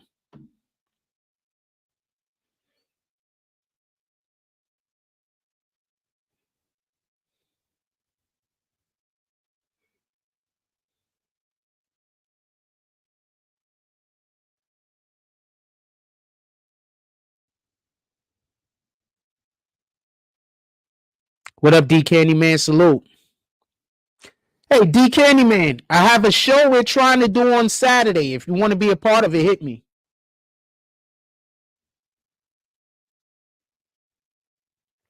We have a show that we're trying to do on Saturday. I plan on having a couple of, I'm trying to have some rappers come up here, up and coming rappers come up here. I'm trying to have play their videos. I'm trying to have a couple of them come up here and talk with us. If you would like to be a part of what we, if anybody would like to be a part of what we're doing, hit me up. I would like to make it a weekly thing, just so we could be clear. We're going to try to get this off of the ground once again.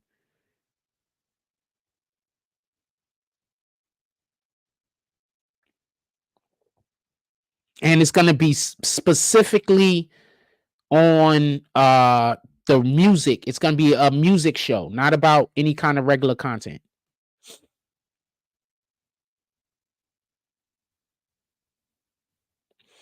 A lot of these these actors' sons are dying. Gary Sinise's son just died at 33.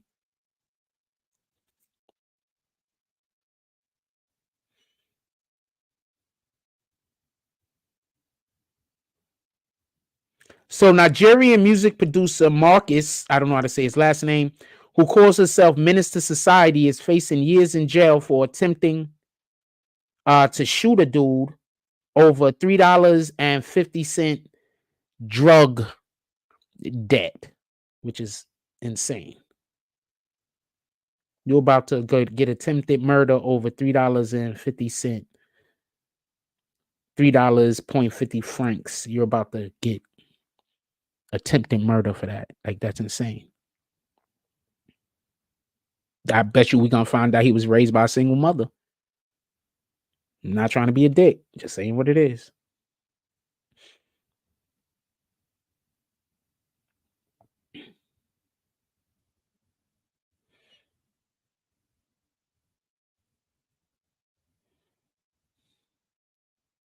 Saying what it is. All right, let's get back to it. Anything else y'all want to talk about? Not trying to hold y'all. I'm not in no rush. We haven't had morning coffee in a long time. I'm in no rush. If there's anything that you guys want to talk about, put it into the chat. Did I kick that guy?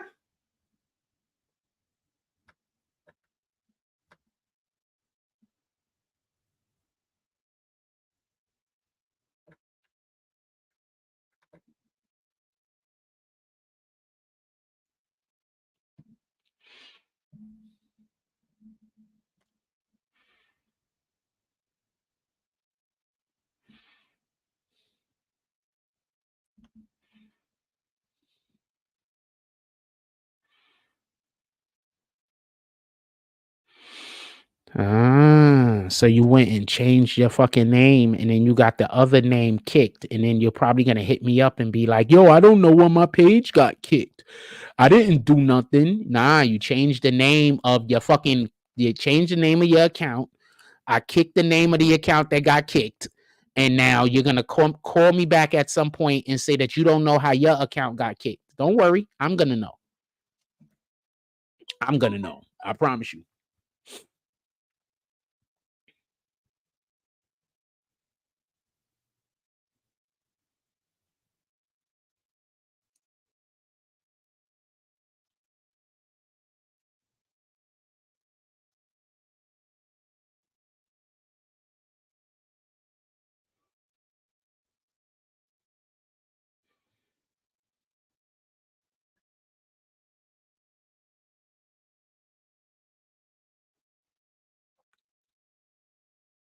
Got a question. How does climate change activists get around the world?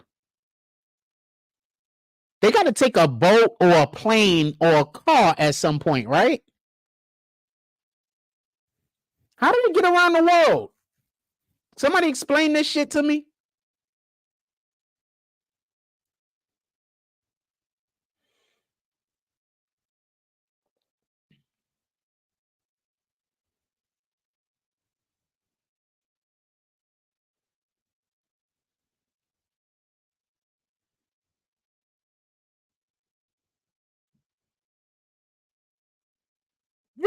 I'm really interested in finding out how they get around the world, because they climate change activists, so they hate fossil fuels.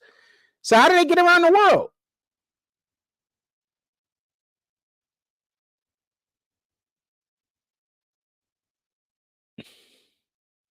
Those people that stand in the street to stop cars from going because they're climate change activists, how did they get there? Did they walk to the middle of the highway in the middle of nowhere? How did they get there? Imagine a climate change activist trying to get somewhere in the car and another climate change activist holding up traffic. That would be a good sitcom too. That would be a good fucking episode of a sitcom, a 30-minute sitcom, wouldn't it be? That sounds like some fucking Seinfeld shit.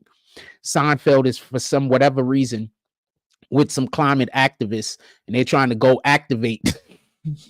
They're in the fucking car. Now the car gets stopped because there's some activists on the road preventing the car from going. Because they activated already. So now the activists are fighting the activists because they trying to get to the place that they want to activate. So this is a whole problem. I'm sorry. I'm thinking of jokes that I'm actually not saying at the moment. I'm thinking of like a ton of jokes all at the same time. I'm just not saying all the jokes. That's hilarious. Sheesh. I'm gonna send y'all to a quick commercial break. We're gonna come right back. I'm just thinking about that shit. So the climate change activists, like, how do they get around the fucking world, fam? They be in this place 1 minute, and then in the next place they in a whole nother continent. Did they walk? Did they take a horse? How did they get there? Yeah, we'll be right back.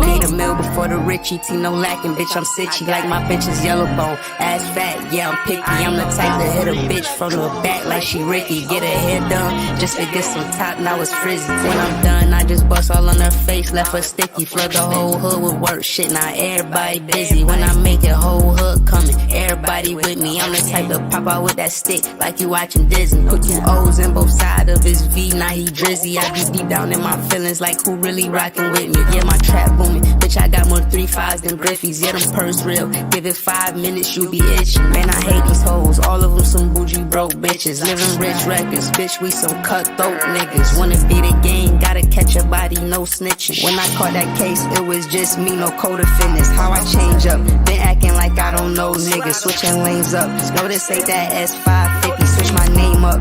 Yeah, but I'm the same old nigga, plain James cool, yeah, but I like diamonds on my wrist. Long live stacks, still can't believe he independent. Long live hat, niggas know he shot stacks, killer, that's that get back.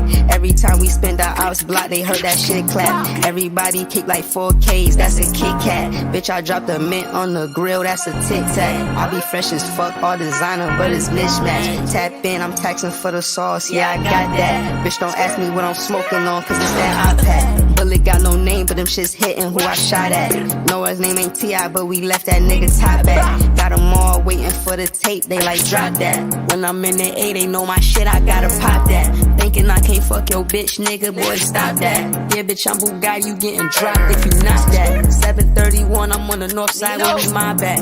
Ops say they gon' slide, but they just talking like a podcast. Fuck they yapping, drop the low, we pull up where they drop that. Left a wet sign on they block, the way the game came through and mock that.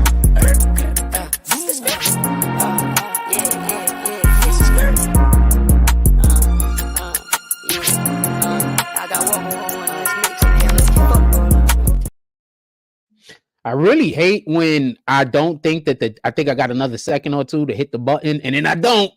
Y'all see me to the next commercial. Come on. Shout out to that. Not a real shout out. That shit is definitely upsetting.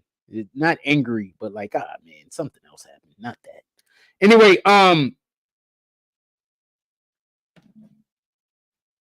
what else y'all want to talk about? Put it in the chat. We talked about a lot of the situation involving the 2 men that are guilty, found guilty for the Jam Master Jay trial. Just real quick, basically, the dude Ronald Washington, Ronald Washington went around telling everybody in the world that he did it. Everybody in the world, like he was extremely proud of the fact that they took Jam Master Jay out. And for everybody that don't know, and this is just the way that I feel, I think that he's the one that convinced the other dude to actually pull the trigger. That's what I think. I think I might be wrong, you know, but from the way that the testimony came out and from what was displayed in court, it just seemed like, honestly, Carl Jordan Jr. had no reason. I don't even think they really gave. I don't even think they gave a reason in court why he would do it, other than Ronald Washington convincing him to. Like, there was no reason. The only one that had an actual reason was Ronald Washington. I don't know no other way to explain this. Like, there was no one else with a reason, fam. This nigga just lost his freedom because another nigga convinced him to hate another nigga. Give me 1 second. We're not even going to go. We're not even going to. He's about to get kicked. We're not even going to go to, I don't know. One of the Thompsons. I don't know if this is the real Ken Thompson or the fake one. We'll be right back. I'm not even going to go to a break. There's no reason. I'll go to a real quick break. There's no reason to. This is like a 30-second shit. Whatever. We go to a quick one. We'll be right back. Go cop this merch.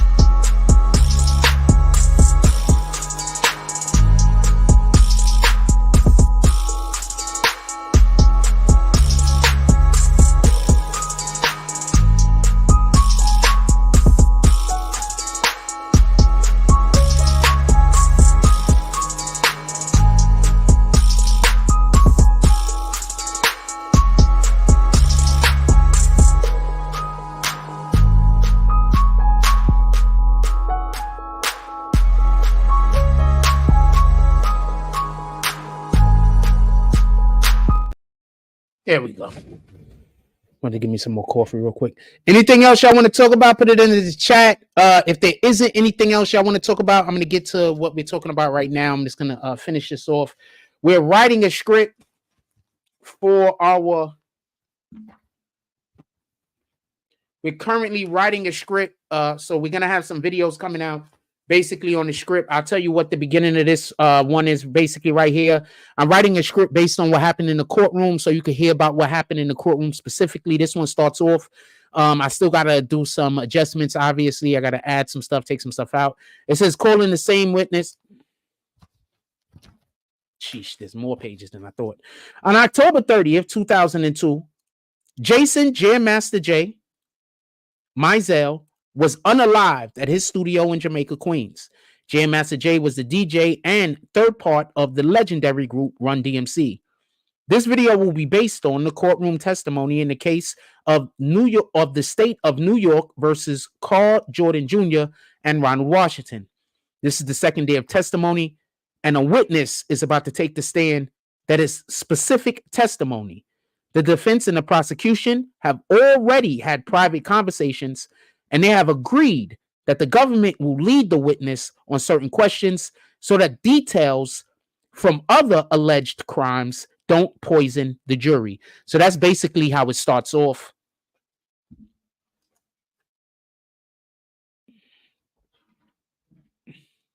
Oh, this is the real. Okay.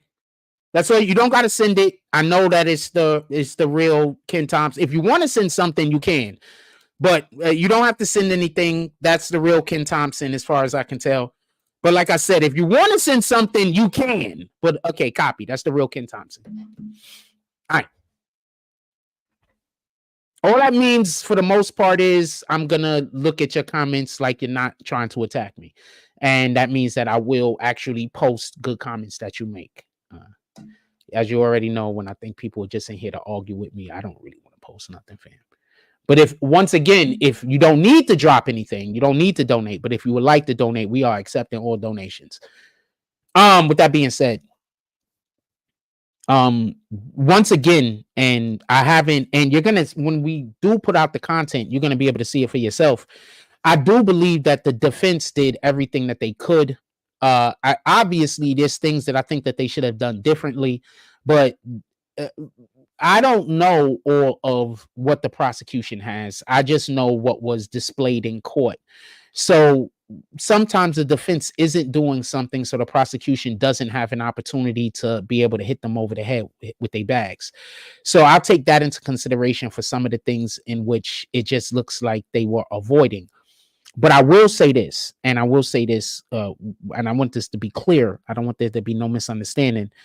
You have one side that knows that almost all of the evidence is against the other side. Like almost all of the evidence, not all of the evidence, but almost all of the evidence was against Washington. Like there's a good chance that if these dudes was tried separately, you good. There's a good chance that if these dudes was tried separately, that I'm just being honest with you. I wouldn't be surprised if Carl Jordan Jr. would have been able to get off. I wouldn't be surprised if they was tried separately, that Carl Jordan Jr. would have been able to escape. Remember, you had a couple of people that put them there. Witnesses are not always credible. Some witness testimony is not always credible. Just take that into consideration. So you had a majority of the people that was putting Carl Jordan Jr. there. Only one person said, I recognize him. He did it. The other person talked about a tattoo on the neck. Those were the only two people that put Carl Jordan Jr. in that room. One of them could be argued away. The other one can be also. But when you have, Ronald Washington was there. When you have Ronald Washington telling the police he was there.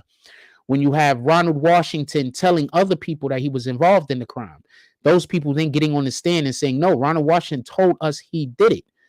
You're now putting Carl Jordan Jr. in a situation where what kind of defense can he possibly have? I did a crime with this dude. That's bragging to every fucking body in the world.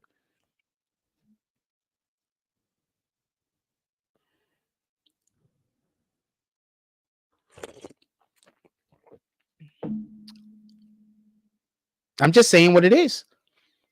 Carl Jordan Jr. went and did a crime with a dude, right? And just so we could be clear, we don't know if this is the real Ken Thompson. They could have just heard the other Ken Thompson say a thing, just so we could be clear. They heard when the other Ken Thompson says starts with a J and B ends with a B, and they could just be piggybacking that. But we're gonna treat it like it's the real Ken Thompson for the time being.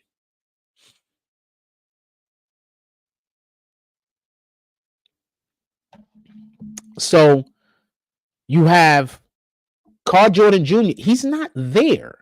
The person who literally puts Carl Jordan there more than anyone else is fucking Washington. I'm just telling you what it is, fam. For me, looking at the damn, it's Washington. So when I'm watching this case, it looks like Washington team is doing terrible a lot of the times, but they're not. They're doing what they can with what they got. Remember, and this is what I'm assuming was their plan in the beginning when they took on the case. They were just going to point at Jay Bryant and say, no, look, Jay Bryant is the guy that did it. Our client is innocent. For whatever the reason is, they were not allowed to do that in court. They were not allowed to point at another person and say, they were not allowed to point at Jay Bryant. A lot of their Jay Bryant did it, pardon me, evidence, I believe, was not allowed in the court. So when they first took on this case, I believe that they figured they had a way that they could argue, but now we can't because a lot of this evidence that we consider to be evidence, the court is saying is inadmissible. So I believe they wanted to put it on Jay Bryant. They just were not able to. His trial is coming up, by the way.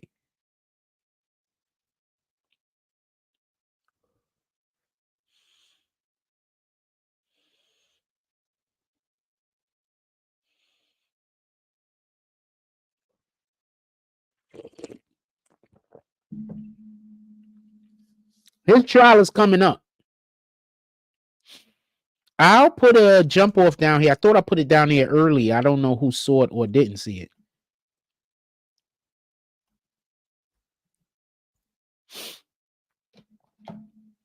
So no, Washington was done. And I know his friends and family hate to hear this because people mad when you tell them what it is. Washington was done. The fact that Carl Jordan Jr. went and did a crime with him, any crime with him at all, your family got to tell you to stay away from niggas like that. And I'm not trying to hate on Washington. I don't know Washington life. I don't know why he was on that type of time.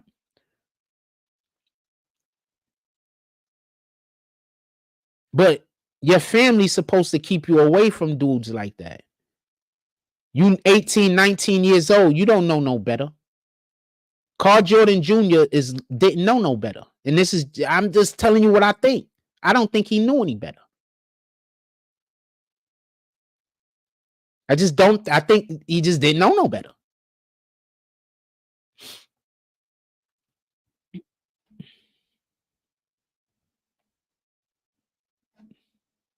I just think he didn't know any better.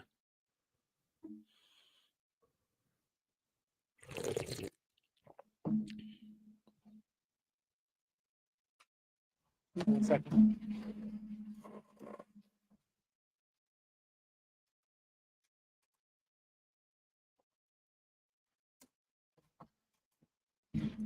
Oh shit.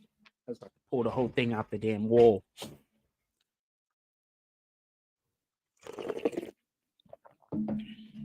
That's what I think. I think he was a 19-year-old kid that didn't know any better. There's shit that I did when I was 18, 19, 20 years old.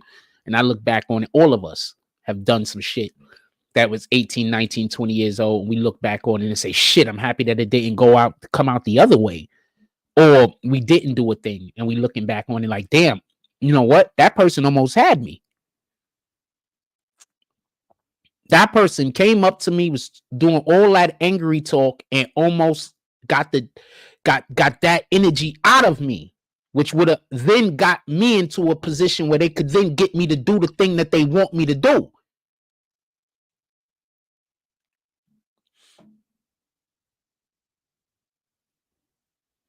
Saying what it is, man. Anything else y'all want to talk about, put it in the chat. I'm not in any rush.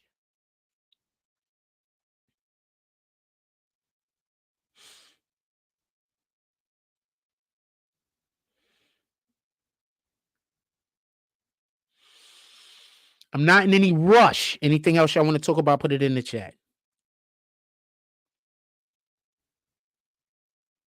I'm looking at the thing.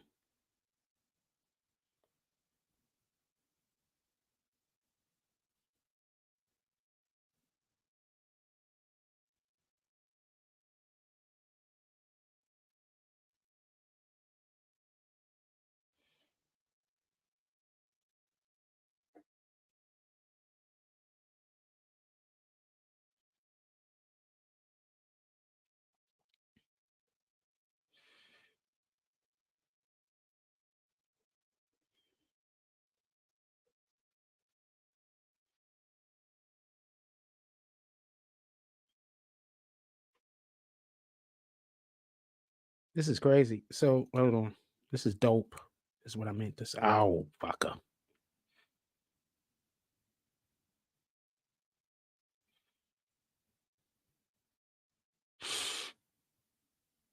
Long story. I'm doing the thing over here.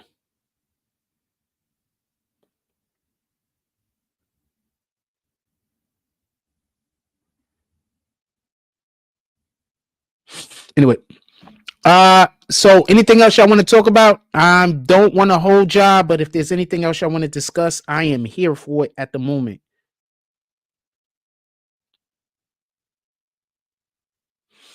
The shit is crazy because the main thing that I've been telling y'all about to be mindful of is what happened in this situation.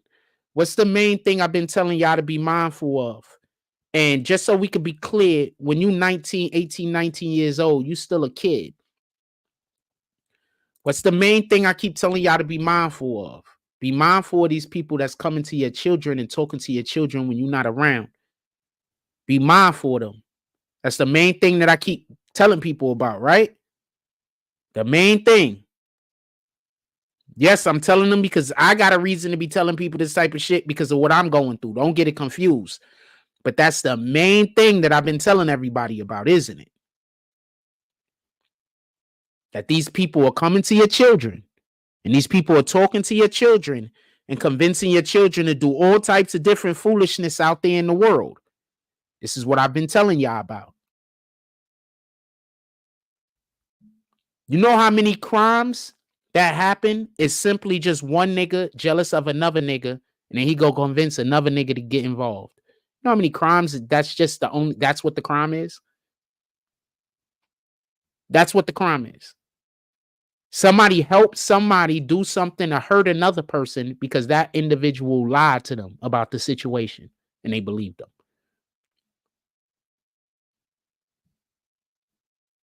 Shout out to Team Moto.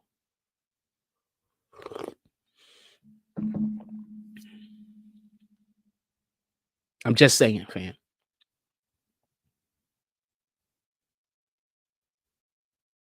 I'm just saying.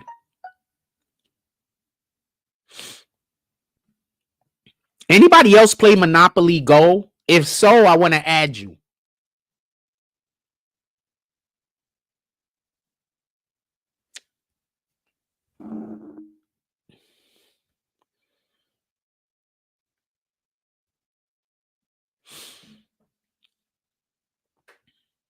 I have no idea how to add people. There's just a button, so I don't know how to add anybody on purpose. So, I mean, I don't even know what I'm really saying. I don't know how to add anybody on purpose, fam. But there's a button here. I guess I could put people names in there or some shit. I don't know. Yeah, there's a contacts and invite. Yeah, so I can't put people names in there and shit.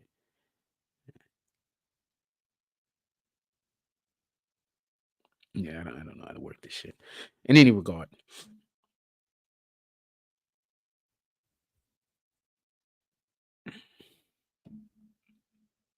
So that's all that happened. And that's what's going on. So I know I be in court and shit. And I know people be feeling away and shit. But let's just say what it is. The dude that wanted Jam Master Jay going was Tenard. He just a hating ass nigga. That's the way it was described in court, not from me. The way that he was described in court was a hating ass nigga. I don't know if he a hater. I don't know the nigga personally. We have some people in here that do know the nigga personally, or was in here that know the nigga personally. I don't know if they still in the chat. But from what I could see, he's just a hating ass nigga, fam. Maybe I'm wrong. Maybe I'm wrong.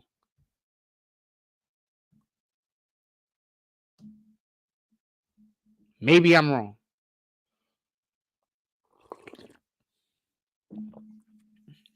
But from what I could see, he is just a hating ass nigga.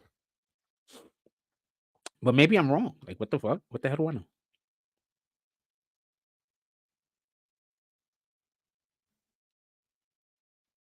Yakim told Jam Master Jay to stay away from him. He didn't listen.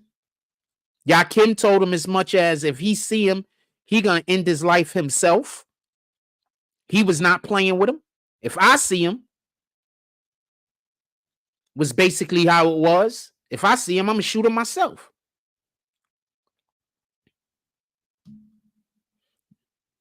Instead of Jam Master Jay heeding that warning, Jam Master Jay kept dealing with the dude.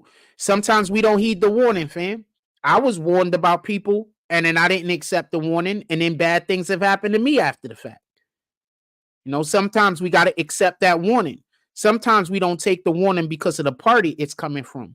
But we got to remember, the warnings ain't, you know, the warning is from God. The warning ain't from the person that you're talking to. God is warning you.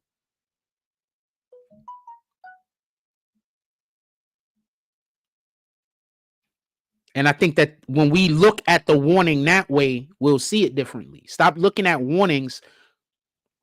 And this is myself too, got to be mindful of. Stop looking at warnings like it's coming from the person that's mouthing it. It's God sending the warning. God wants you to win. God don't want none of us to lose. None of his anointed. All right? When you God's anointed, there's just certain things you can do and certain things you can't do. When you are one of the anointed and you doing shit that you're not supposed to be doing, I'm just going to say like it is. Bad things is going to happen to you. It just is what it is. There's a certain grace that's been put on you.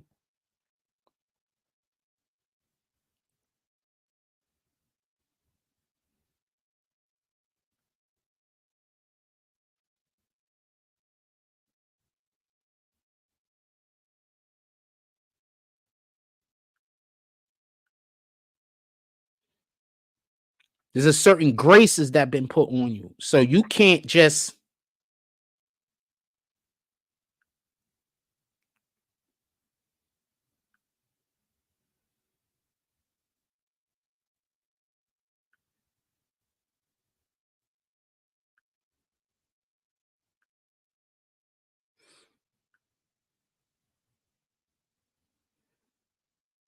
okay, so that's dope.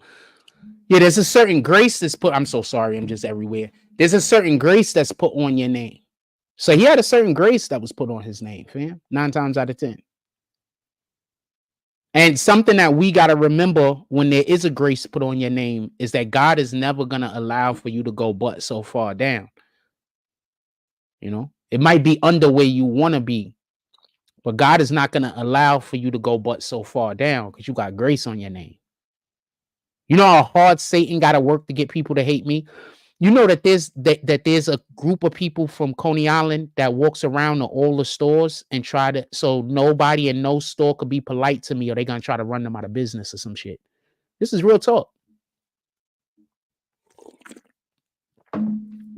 Real talk.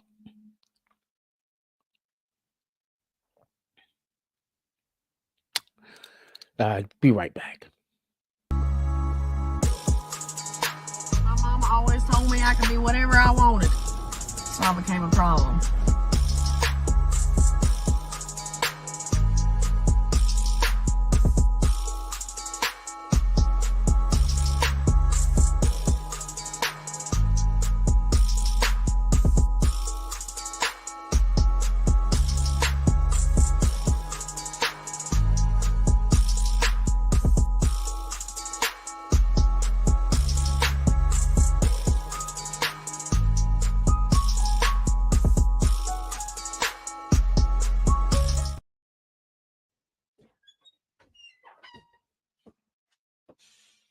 My fault. In the bathroom quick. Yeah, for real though. We got like there's like a group of people that go around Coney Island, and basically, if there's any stores or anything like that, treat me like a human being. They try to run it. They threaten with running them out of business and shit like that. Niggas is evil, man. Niggas is just evil. Niggas is just evil. I don't know no other way to put it. People are just evil, man. They just evil. Anyway, anything else y'all want to discuss? I'm done as far as with this talking right at this moment. If there's something else that y'all want to discuss, I'll discuss that. I don't want to say too much about this because, like, yeah, y'all can see I'm putting together a script for regular content. So I'll discuss what y'all guys want to discuss as far as this is concerned, but I'm putting together a script for regular content. So yeah, I'm basically talked about all the stuff I want to organically talk about. But if y'all have a question, I'm more than happy to answer.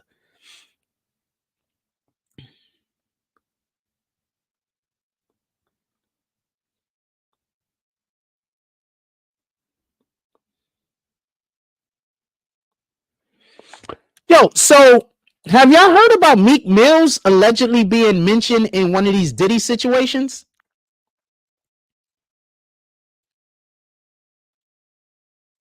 The nigga said a rapper that was dating Nicki Minaj, but people forget Nas dated Nicki Minaj too. Like, why y'all? He said from Philly.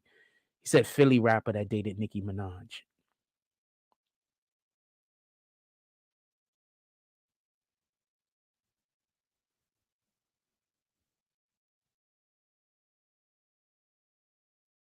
Said Philly rapper that dated Nicki Minaj. That sound like Meek Mills. And Meek Mills do go to them fucking parties where they be hugging these niggas from the back, fam.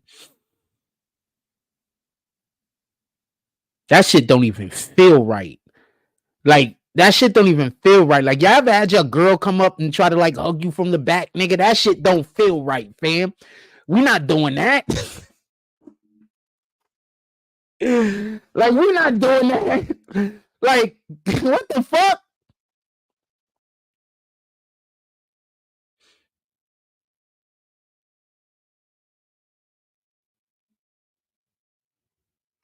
We is not doing that.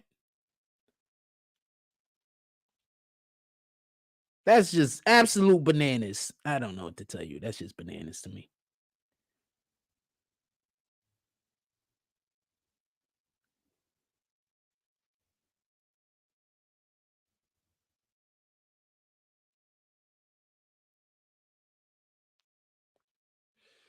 Yeah, that's just bananas to me. I don't know what to tell you. That's just absolute bananas to me. Niggas be like, this shit is bananas. Anyway, so Nicki Minaj, Meek Mills is allegedly involved in this situation too. And then dude had like a photo. He was like, yo, Diddy told me that this was Stevie J having sex with a man. And then the real guy came out and was like, that's not Stevie J, that's me. I still believe dude. I believe dude that Diddy showed him a video of someone having sex with a dude and told him it was Stevie J. I believe dude. What in the hell have we found out about Diddy that makes you think Diddy is honest? Anything. One of the main things that make me think people aren't honest is when they do that hating on another nigga for no reason. Y'all don't know enough about Diddy, so you don't know about him. But he be hating on niggas for apparently no reason. Whenever I see a nigga hate on another nigga and they got some flimsy ass reason or it's no reason, I can't respect you. I don't care if you got 1 million yachts. I don't care if no one else on the planet has money except for you. I don't care if your real estate is like, all your real estate holdings is the size of like Hawaii. I don't care. You a whole nigga that run around mad at another nigga for no reason. Or for a stupid reason. Or a lie. So you either work for Satan, right? Or you're an idiot who works for Satan. Those are literally the two choices. Y'all niggas be out here hating good niggas, fam. For no real reason. You don't really got a reason. Just some nigga told you you had to. That's it. Don't got a real reason. There's no actual reason.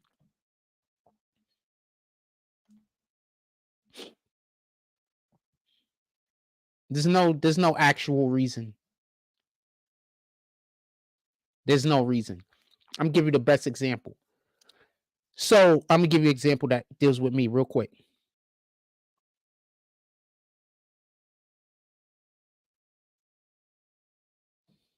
You just reported what? What could you have reported?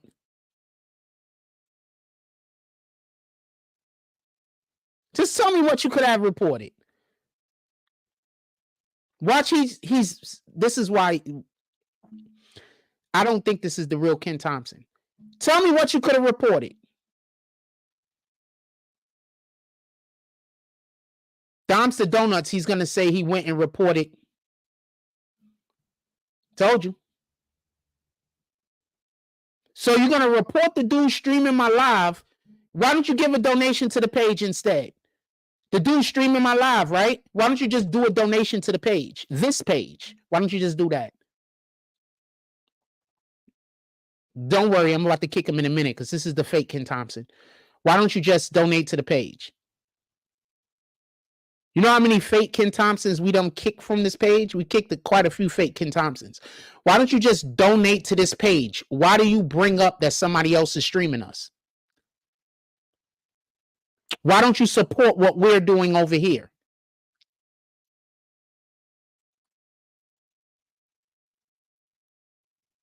Why would you want to remind me of something that I keep saying I don't want to be reminded of instead of just supporting what we're doing over here, which you don't have to talk about the other platform. You can literally just hit the like button, donate to the chat. I'm going to give you a second because this is what you want and I'm about to kick you and you're going to have to. Sorry, bro. No. Don't donate to the chat. You keep bringing this up. You keep bringing up things that I don't want to talk about. So donate to the chat or you're not the real Ken Thompson and I'm kicking you. Because I don't want to deal with this.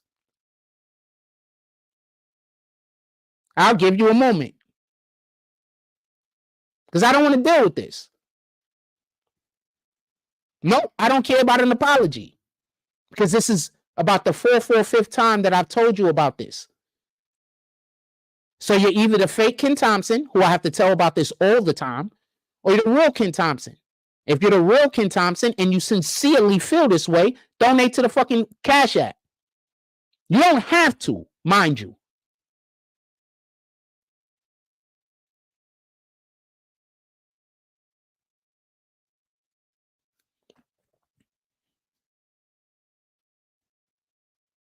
Nope. Bye. You don't have to bring it out again. You're banned. There you go. Go get another account. All right? You're banned.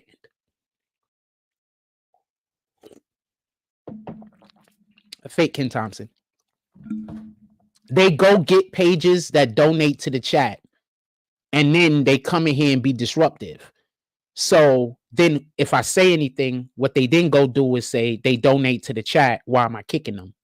Or they go and they tell the person that they got kicked, or they'll have the person come in and then they'll talk to me and then make it seem like I don't care about the people who donate to the chat. That's not it at all.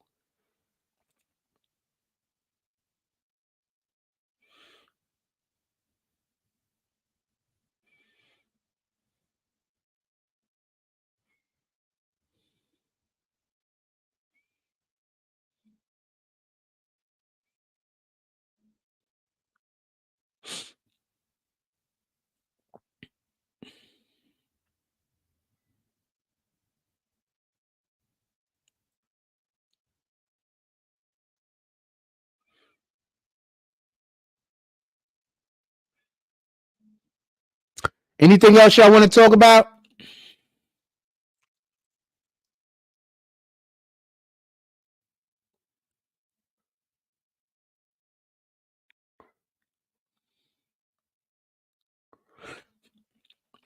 something I find funny.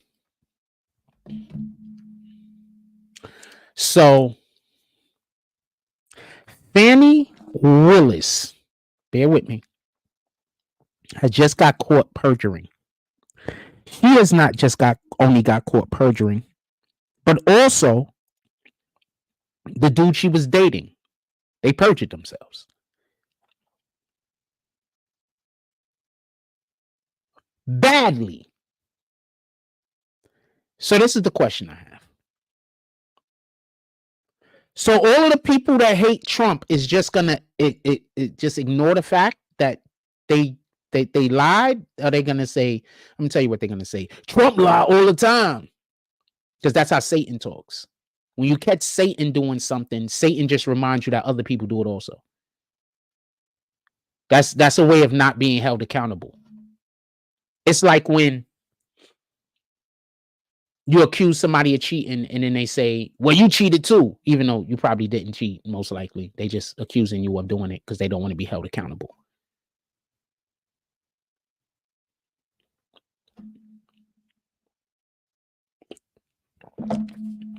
So basically, that whole thing that's happening y'all might as well just forget it.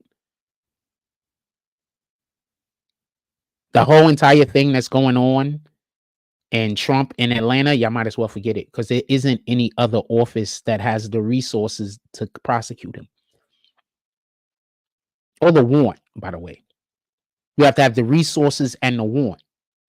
So there's no other office down there besides Fulton County there's 3 offices down there that has the resources. I believe 2 of them have no interest. And the other one is Fulton County. So if Fulton County gets knocked off the case, another office has to pick it up. There's only 3 offices that has the resources. One is Fulton County. The other 2, as far as I can tell, have no intention, no inclination. They have no want. Fannie Willis's whole entire life just got thrown down the fucking shitter because she decided she was going to go after Trump when she did not have to. She could have let the Democrats fight their own fight. But instead, she wanted to get involved. I don't know what favors they gave her. I don't know what favors they promised her. I don't know, but it was not worth it. How are you going to be a state's attorney and you're perjuring yourself? So that means she's like, her career is going. Her career. Not because she fucked with dude, but because she went after Trump. Because who else has the resources to be able to even do this to her? That's why she didn't even think it was possible. You know, the YSL lawyers in the YSL situation, they didn't have the money to come after her like this. Why do you think they in the fucking bind they're in? But Trump, him and his supporters.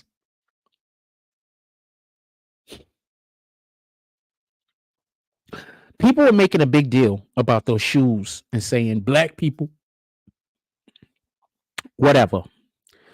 You think Trump really made those shoes to try to win black people over? I'm going to tell you what I believe happened. What I believe simply happened is they would just needed a drop. They needed a drop. They needed to garner some kind of attention. What could we do real quick to garner some attention? Let's just drop some sneakers. What did he drop a couple of years ago when he wanted to garner attention? The hats, right? So that's all it was. It had nothing to do with white, had nothing to do with black. It probably had more to do with the youth than anything else. And when I say youth, I mean people in their early 20s.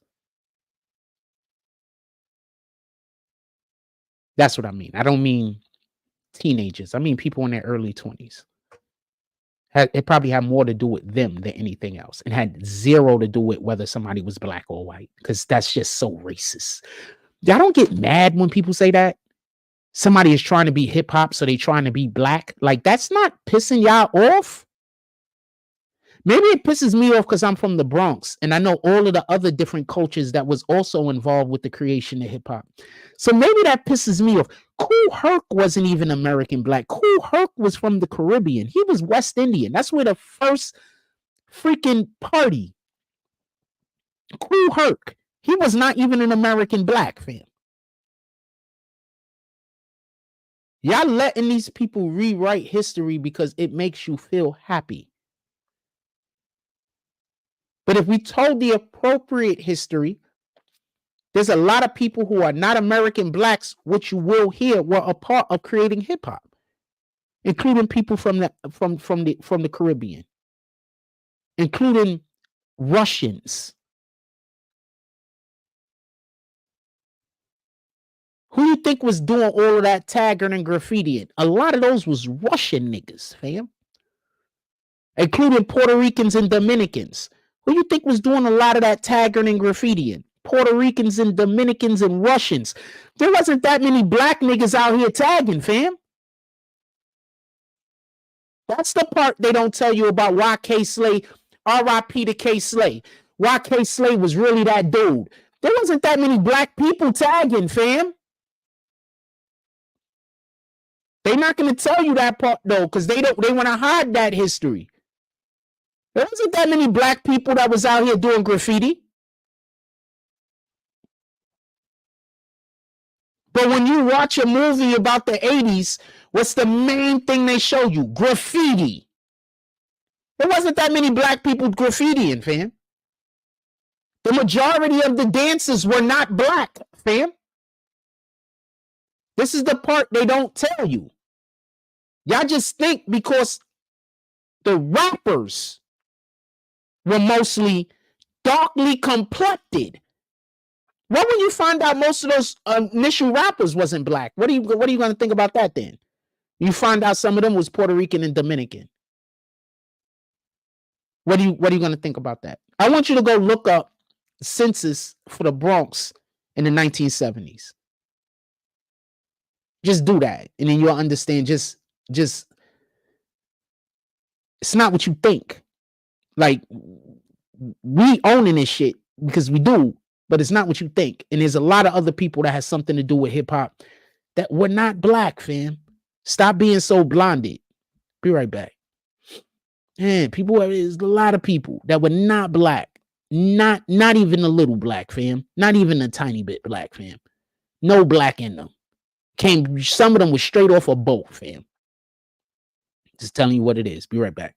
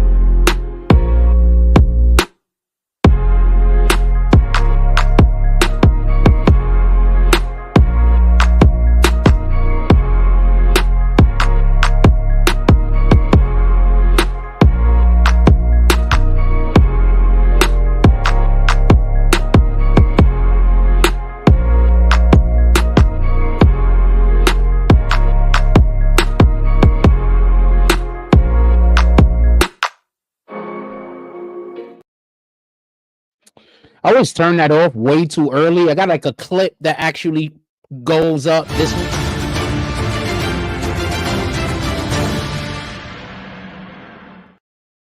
I really got to start letting that clip play out. I keep forgetting it's at the end of that shit. Anyway, I'm pretty sure we're done. It doesn't sound like y'all got anything else y'all want to actually discuss. We might do a live tonight or during the day. I am not sure. Often we just don't whenever I think we're going to do one. I I don't want to say why not, but sometimes we just don't. We might do one during the day, not at night, but we might do one during the day.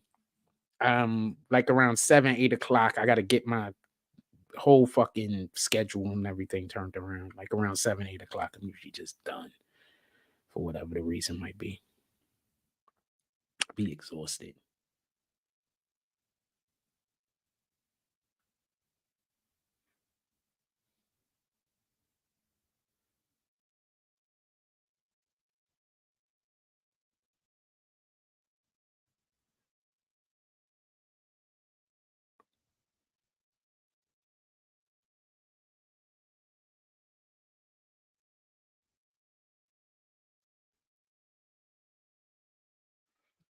Anyway, I'm gonna let y'all go. Everybody have a blessed day. Go out there and do something worth doing, man.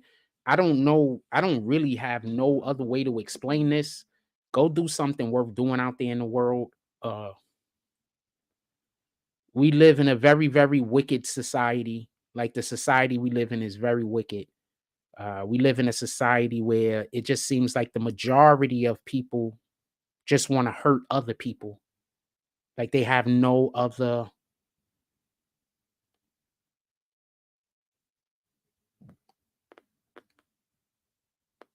thing going on in life. Like they have no other purpose. There's no other thing that they want to do. There just isn't. Like their whole entire purpose, their whole entire reason for being alive, their whole entire reason for existence is to try to hurt others. And that's what we deal with. And that's the world that we live in. And God first, try the best that you could do out there. Try the best that you could do. But just understand that they are people and they have no other purpose. They literally have no other purpose than but to do Satan's work. The easiest way to be able to tell who these people are, if you just see people that they just got something negative always to say about somebody else, they want you to hate a person, and then they're spending all of their time and all of their energy just trying to come up with reasons why you should hate that person right along with them. That's what got Junior, Carl Jordan Jr. in the situation that he's in. That's what gets a lot of these dudes out here that kill people in the situations that they get involved in. That's what a lot of them gets involved in. They get caught up in these situations where they're just hating on somebody for no real reason. They don't got no real reason. Person didn't do anything to them. It's fun to hate. It's fun to do Satan's work. It's fun to be mad. It's fun to do this. It's fun to do that. So that's what they do. That's it. So you have a lot of people out there in the world, and the majority of what they want to do is just try to hurt other people. That's it. They have no other purpose. I guess they have one other purpose, and that other purpose is to get you to throw your soul away. Remember, this is a war for souls, man. God says use kind words. Now imagine a person that gets on the internet every day or just in life every day, and all they want to do is tell you why you should hate that person or why you should hate that person. They're not doing nothing else. All they doing is coming up with reasons why you should hate this person and reasons why you should hate that person. That's it.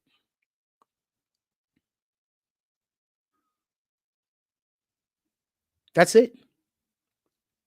No, the person hasn't actually done a thing. The person hasn't actually done a thing. They haven't done anything. You've just decided on your own, that you're going to follow behind whoever this individual is, that is doing all of the things that Satan wants us to do. I just want to add that part. They're doing all of the things that Satan wants us to do. They're doing none of the things that God wants us to do. That's how Ronald Washington ended up snatching up Homeboy. That's why Jordan Jr. is going to spend 20 years and better in prison now. Because there was a dude that hated Jam Master Jay because he was not Jam Master Jay. And that dude convinced other people to hate Jam Master Jay right along with him. Jam Master Jay was a good guy. People were going to bring up he was selling drugs. There you go. Boom. He was selling drugs. Selling drugs is an occupation. It don't got shit to do with who you are in your heart. That man was put in a bad situation because he was taking care of a lot of people. And then his money ran out. And he didn't know what to do at that point. So he tried to do what he saw the people who was around him doing. And that's a shame because he knows all of the people in the industry. But this is in 2002. This is when niggas wasn't helping niggas. If Jam Master Jay was still alive today, you know what kind of bag he'd be getting? This is real talk. If Jam Master Jay was alive today, do you understand what kind of bag he'd be getting? Now that we got this whole renaissance where people are now doubling back and going and getting people like Busta, doubling back and going and getting this rapper, doubling back and going to get some of these DJs and everything. They doubling back and going to get niggas from the 90s, right? Niggas from the 80s now is going and doing shows and doing concerts and getting their money, right? Imagine if Jam Master Jay was still alive. Him being able to double back and going and getting us some bread. This shit just happened in the aughts when we were not shown the appropriate appreciation for our hip hop culture. That's when this shit happened. That's a fact. You could say whatever you want about whatever you want to say, but that's a fact. Some nigga got mad at Jam Master Jay for whatever the reason. It wasn't a real reason. He was mad at Jam Master Jay because he fucked up. So because he fucked up, it was Jam Master Jay's fault. So he went and convinced another nigga to kill him. At least that's what the state is saying, and that's what they proved in court. Ronald Washington was mad at Jam Master Jay because he fucked up. Not because Jam Master Jay did anything. And then he went and talked to some people and got some other people to agree to hurt Jam Master Jay with him.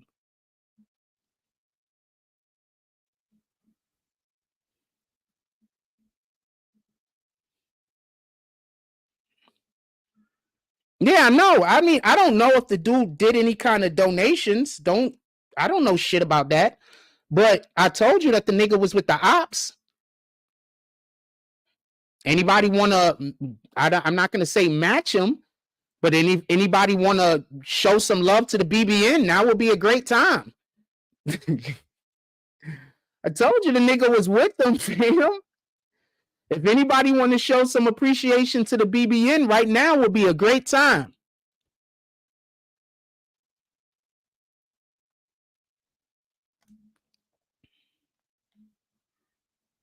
Anybody else can't hear me? Hold on, let's go to our chat.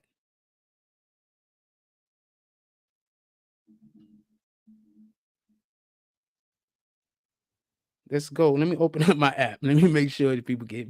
Hold on, I got it on this screen. I don't got it.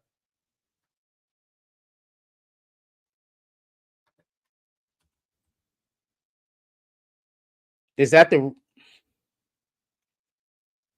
Yeah, but you know I don't want to talk about that. But thanks for telling me about that. But you know I don't want to talk about that.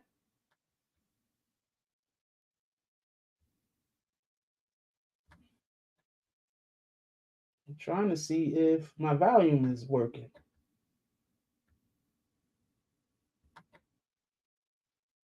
Now I got to talk, I guess. I don't know if my volume is working. I don't know. Yeah, now my volume is working. No, my volume is working. It is what it is.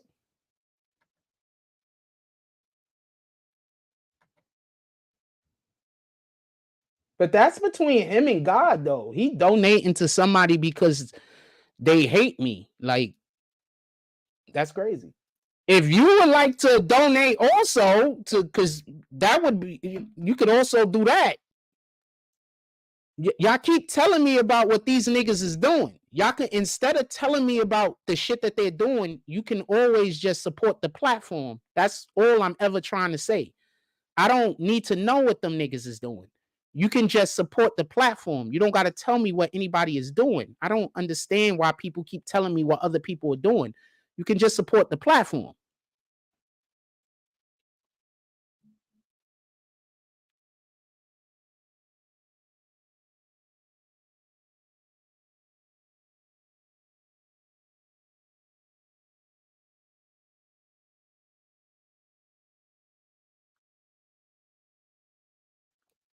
You can literally just support the platform, just so we can be clear.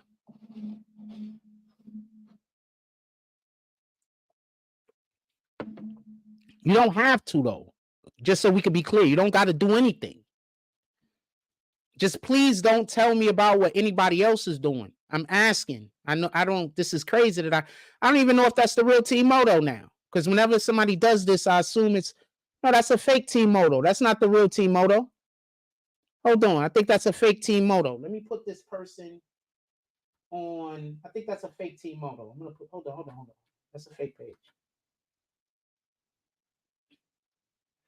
We're about to get up out of here anyway. Yeah, don't tell me about what nobody else is doing. I'm not like these niggas. I can't be upset because somebody else is doing well. That's insane.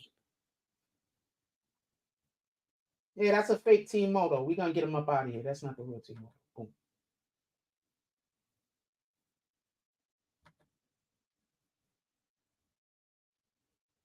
No, that's you. There was a fake you in here.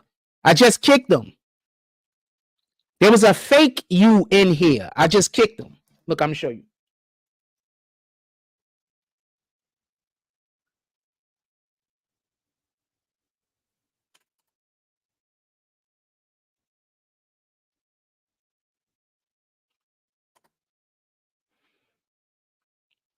See, they was hoping that I now say something to you and then kick you. You understand? See, there was a fake you in here. I kicked the fake you, and then you wrote, it's me.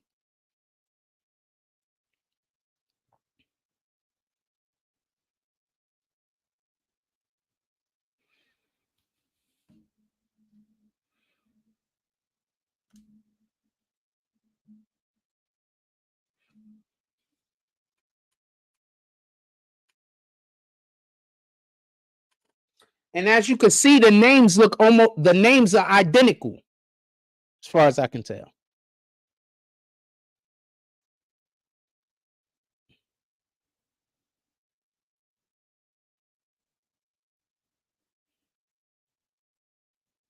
Look, the names is identical, fam.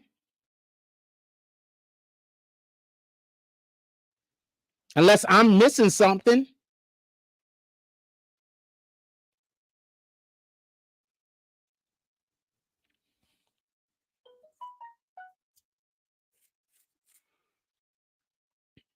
But it still stands. If you would like to donate to the page, I would appreciate some support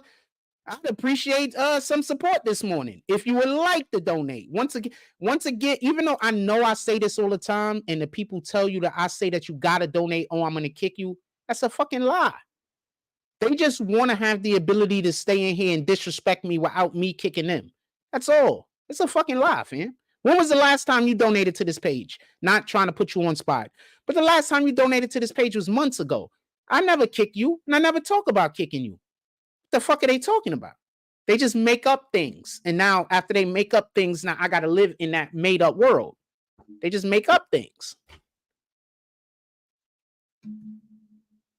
They just make up things. There's nothing I can do about it.